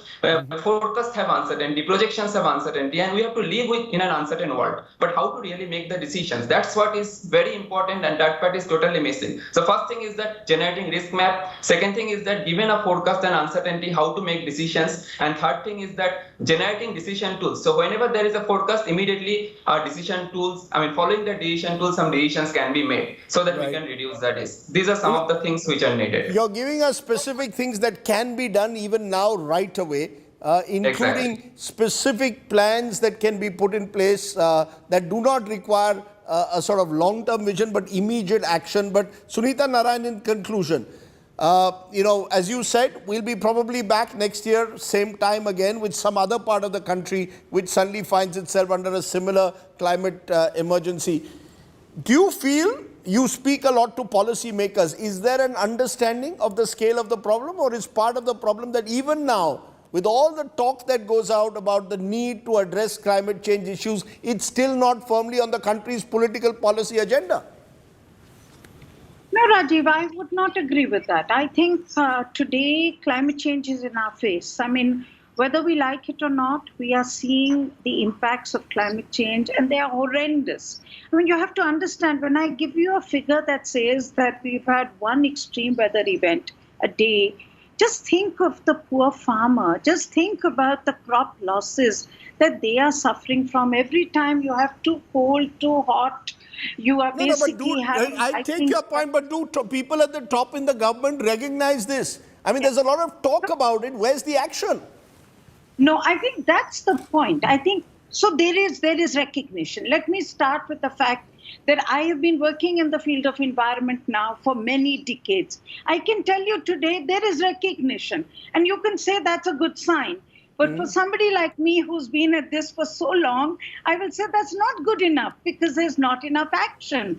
We are still not walking the talk. And problem is, walking the talk means taking some really tough decisions. Let's take the visuals on your screen today.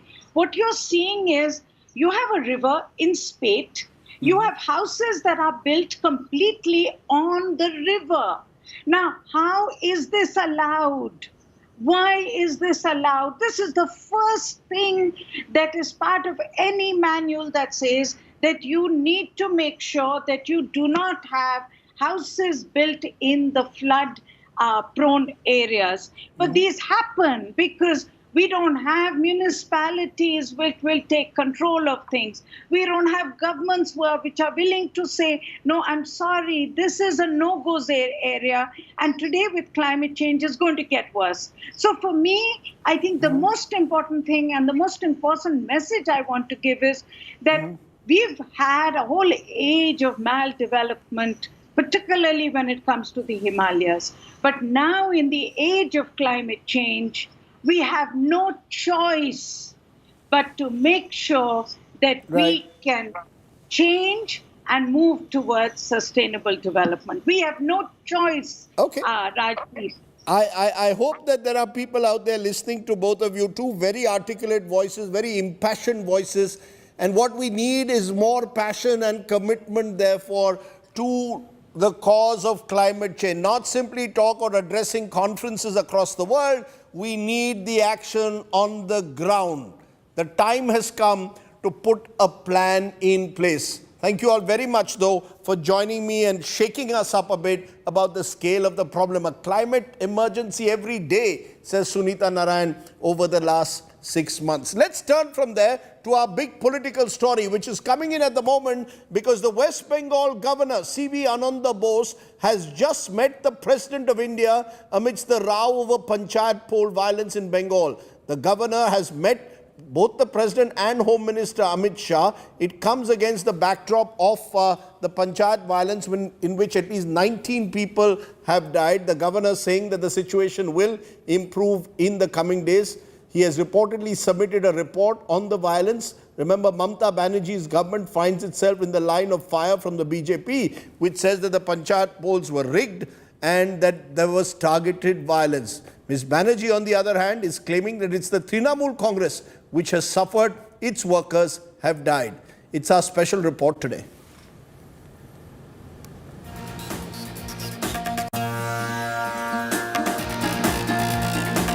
there will be light at the end of the tunnel. I'm optimistic about that. All is well that ends well.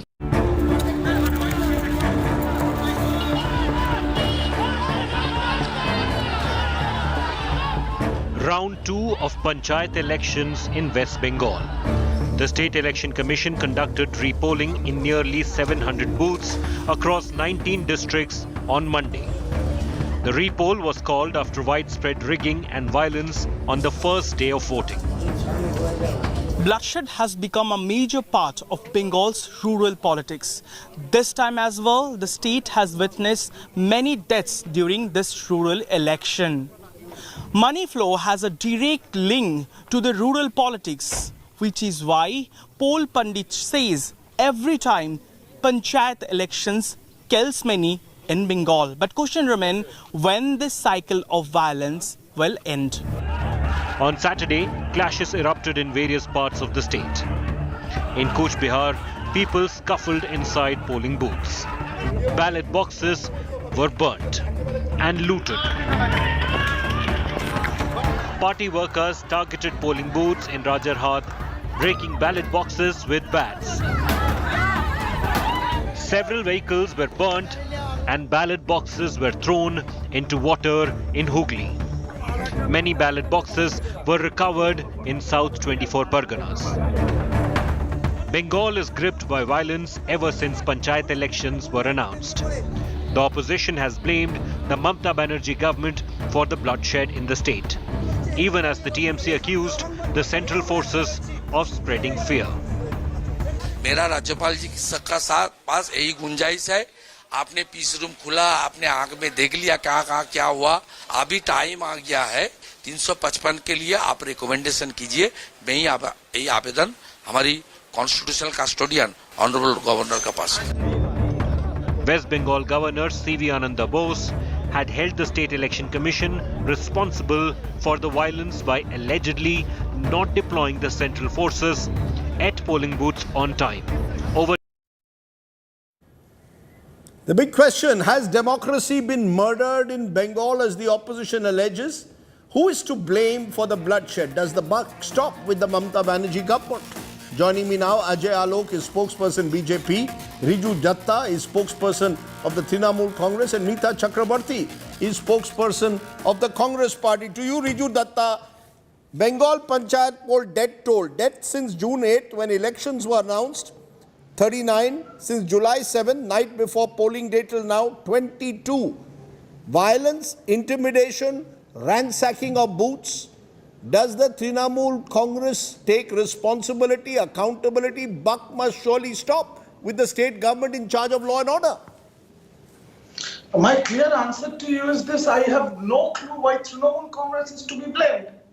Because why I say this is because from the day the Panchayat elections were announced, the state machinery, the law and order, the Bengal police, the central armed forces goes under the purview of the State Election Commission, the commissioner nominated and selected by the governor of West Bengal. And if you see the records, if there is violence in Bengal, the national media and everybody will raise a finger on Trinamool Congress and Mamata Banerjee. So why will we do this? If we are the perpetrators of violence, why out of 22, more than 14 of our cadres, our brothers and sisters have lost their life? Why? No, but the fact, the fact, Mr. Riju Datta, is because your cadres are out on the street.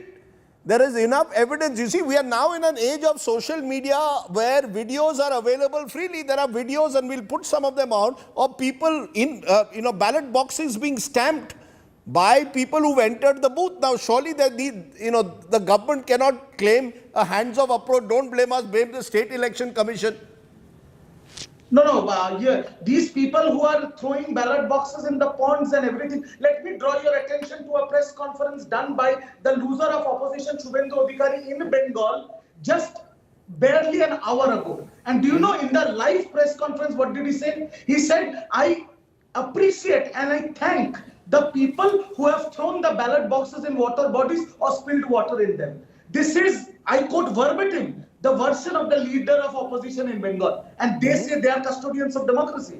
What nonsense. These people need to understand That Trinamool Congress had nothing to do with it. Every death is condemnable. We don't want a death in the Panchayat polls in Bengal because I know the BJP and all of the national media will come out with their teeth and fangs at us because we are the ruling government. Why will we do it? I can show you 100 videos where Mamata Banerjee, Abhishek Banerjee, our spokesperson and every leader has said we want a peaceful election. Show me one video where BJP or the collective opposition has asked for a peaceful election. No. Okay, Ajay Alok, when I look at the numbers, a large number of people who've died are TMC workers. They too have been the victims of violence that has happened. A number of them have claimed that it is the goons of the BJP who have brutally attacked the Trinamool Congress. Are you saying that the Trinamool Congress is, that the BJP is completely hands-off, that all the violence in Bengal is only perpetrated by one side? In fact, one of the views is that the areas where the BJP is growing is where the violence has taken place because both sides are taking each other on. I mean, that is the reality, sad reality of Bengal. It started during the CPIM years and it has spread now with Mamata Banerjee also in charge. And you are the main opposition. See, Rajdeep, there was always a Rakta Charitra in Bengal politics, especially during polls. CPM just nurtured it like anything. And with the end of the CPM, we thought that this Rakta Charitra will be gone. But no. This Rakta Charitra became Rakta Bij and it was well imbibed by Trinamool Congress, and for that we are seeing in the last 12 years, the violence has kept on rising. Don't forget that more than 200 workers of BJP have been killed by TMC workers. It is on official records. Now I'll give you a different statistics so you can imagine why TMC workers are more in number this time. In last 2018 polls, 34% of the seats, there was no contest. The nomination were not allowed. By the police, by the TMC goons, they were not allowed to file nomination, the opposition. This time this number has gone down from 34% to 12%. That means only 12% seats are there where they are contesting without being contested. Like they don't have any opposition. Unopposed, so 22% significant dip in Bengal. This shows that, the TMC is losing ground and that's what is getting them frustrated. Just imagine on the last day of nomination, 40,000 TMC candidates filed nomination in 4 hours. What kind of scrutiny? What kind of looking at the nomination paper? This is the state of governance. Calcutta High Court monitoring the things. Calcutta High Court ordering that yes, central force will be deputed. 60,000 central paramilitary forces were kept in barracks. They were not given postings. They were not given the list of sensitive booth. The DIG and IG of BSFs are coming out and saying it in open. The state government has kept, and the state election commission has kept us in dark. Now, my friend from Trinamool says that state election commissioner was nominated by governor. He very conveniently forgets that the state election commissioner is duly nominated by the governor only on the recommendation of chief minister and its cabinet. That's the law process. My God, Rajdeep, can I come in? Ajay Alok, you've made several, one-sided polarization. You've made several charges. Let Riju Datta respond. Riju Datta, respond to what you're hearing from Ajay Alok. As I said, the BJP claims that the government of Bengal controlled the election commission. Rajdeep, I get very irritated when national spokespersons of the BJP come on national TV without doing their homework. The election commission was appointed. Election commissioner was appointed by the governor by the recommendation of the honorable chief minister. But she sent 3 names, out of which the governor selected Mr. Rajiv Sinha. Point number 1.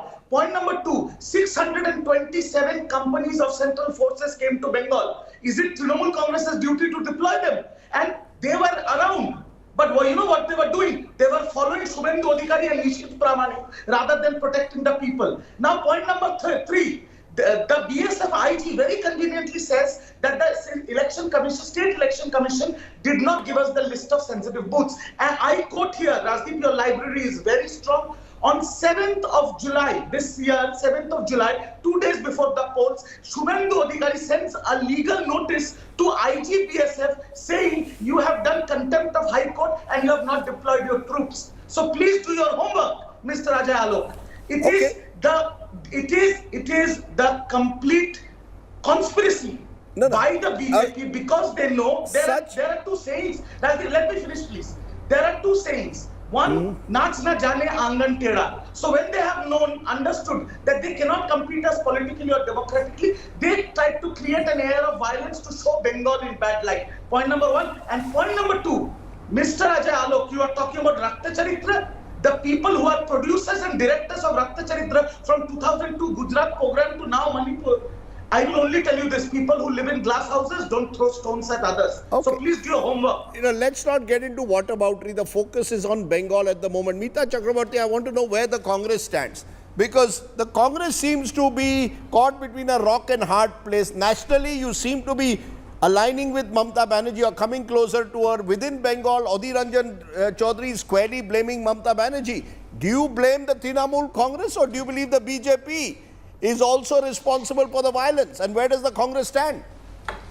Good evening, Rajdeep, and good evening to all your viewers. Firstly, law and order is a state subject. So there is no way that the state government, when we have about 43 people who have been killed in the past, after the elections have been declared, there is no way that the state government can run away from its responsibility. Secondly, I think normalizing violence, accepting violence by quoting figures from the past has to be stopped. In a civilized society, there cannot be any place for violence, period. Thirdly, when our PCC President, Adhir Ranjan Chaudhary, approached the High Court and asked for the poll to happen in different phases, why was it not entertained? When we asked for deployment of central forces, only about 80% of the booth did not have deployment of central forces. So along with the state government and along with the state election commission, I think the central union minister and the home minister also has to answer why the deployment of the central forces were done at the last moment.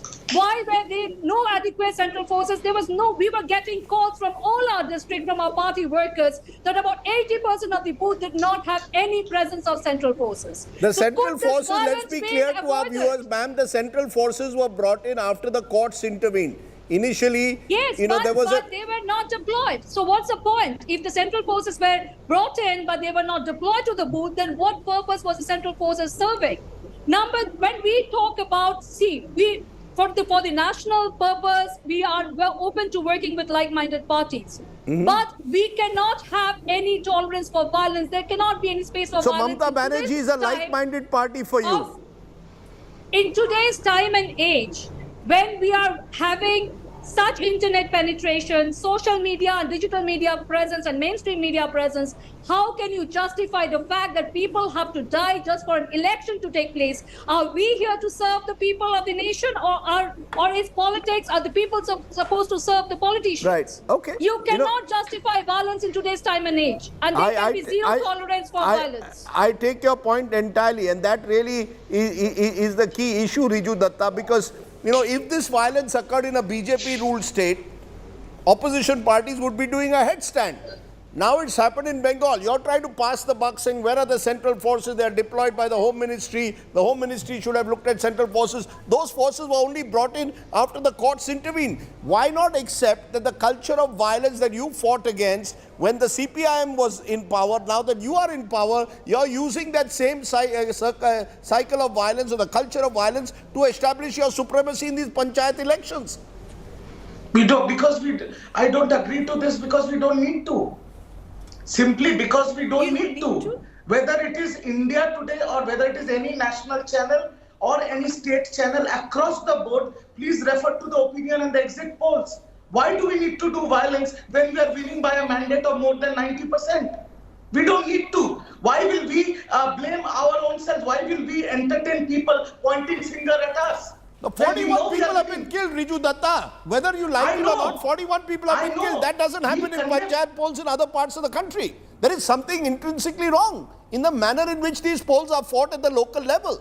The availability of guns, the availability of firearms, the availability of bombs. I'll tell you the exact reason. On 10th, we had a poll in 61,500 booths. Deaths happened in 50 odd booths, 60,000 booths. There were complete peace and polling was done. Out of that, now the State Election Commission today repolled almost 700 booths with Central Armed Forces. Is there any report of violence? No. When the Central Armed Forces were there in Bengal, why were they not deployed in Kuch Bihar? where the leader of, where the Lok Sabha MP is the Deputy Home Minister of the country, where in his home yard, Dinhata, there was 46% non-representation of BJP. These questions need to be answered. Okay, there are questions being raised over the role of Nishit Pramanik, your Minister of Home at the center, and his role in Kuch Bihar and North Bengal, Ajay Alok. The fact is, perhaps the time has come to ensure that all these polls have complete central forces across every booth. That could have been done. The Supreme Court and the High Court did not stop you from doing that. Mamata Banerjee didn't stop you from doing that. Let's be fair to Mamata Banerjee on that. Once the central forces came, she said, have them all across Bengal. The central forces were ordered to stand down by Nishit Pramanik. The central role was... That is your claim. That is your claim, Riju Datta, that Nishit Pramanik ordered the central forces to stand down. Yes, Ajay Alok. First of all, it's established norm all across India. You have been covering elections for, I guess, not less than 30 years now, Rajdeep. That central forces are deployed with the state, and it's the responsibility of the State Election Commission and the state police officers where to deploy the central forces. It's not the responsibility of the central government. Don't shy away from your responsibility and don't talk big. You have lost the governance, you don't know how to govern. Bhadra Purush of Bengal, once time we used to say about the Bengal literacy and Bengal intellectualism. The Bhadra Purush has been replaced by Lungi Purush carrying bomb and throwing bomb openly. Right? The Ravindra Sangeet is replaced by bomb Sangeet. This is what you have done. You have just eroded the cultural ethos of Bengal. Today, just out of your lust for just appeasing someone and to get into the power, you can go to any extent, to go to any length. What is happening with the law and order situation? Forget election. What is happening with the law and order situation? The crime against women has risen by more than 15%. How come? What is happening with the crime against children? It has gone up by 64%. How come? Okay, we have focused this program on the limited issue of violence during the elections. Let's be honest, I think Ms. Chakrabarti put it right. There should be zero tolerance for violence. We can go on with this blame game. It is the shame of Bengal. Very quickly. Yes, ma'am. If I can come in very quickly, if there could be effective deployment of central forces today, then why could the same not happen on the polling day? So the same central forces and the same state administration could manage to get it right on the day of repolling, then why could it not be done on the day of polling? Why did we have the entire polling in one phase? When we make repeated appeals that let us break it down into multiple phases, even the central government has to answer, does West Bengal not feature in the map of India anymore? Okay, fair enough. Heard three different points of view. Clearly, Bengal, there was a time when it was said what Bengal thinks today, India must think tomorrow. These, unfortunately, are different times. The culture of violence must end. We leave it there. Riju Datta, Dr. Ajay Alok, Meeta Chakrabarti, appreciate your joining us. When we return, we're turning to the good old tomato. Aap tomato khaoge with your omelette tomorrow morning or not? We'll tell you why that could be an expensive proposition. Back in a moment.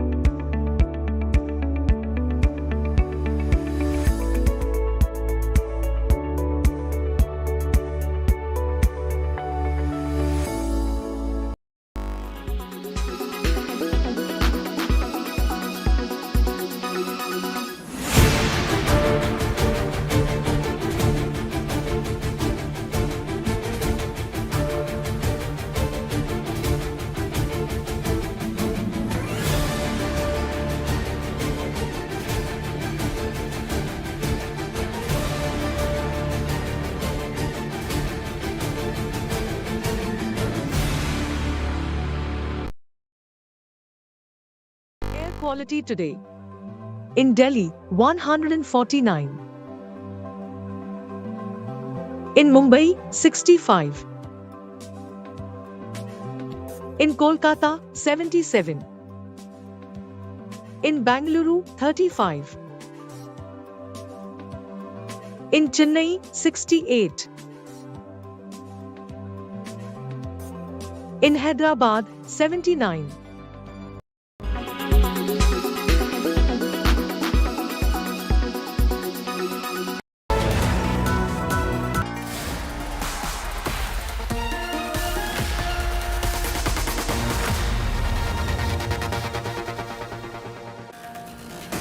Welcome back. Let's turn to the humble tomato. That's right, टमाटर की बात करते हैं because prices of tomatoes have continued to rise across India. It's selling in some parts of the country at 160 rupees per kg and more. Tonight's Get Real India story is on just why is the tomato now costing more than petrol. Take a look.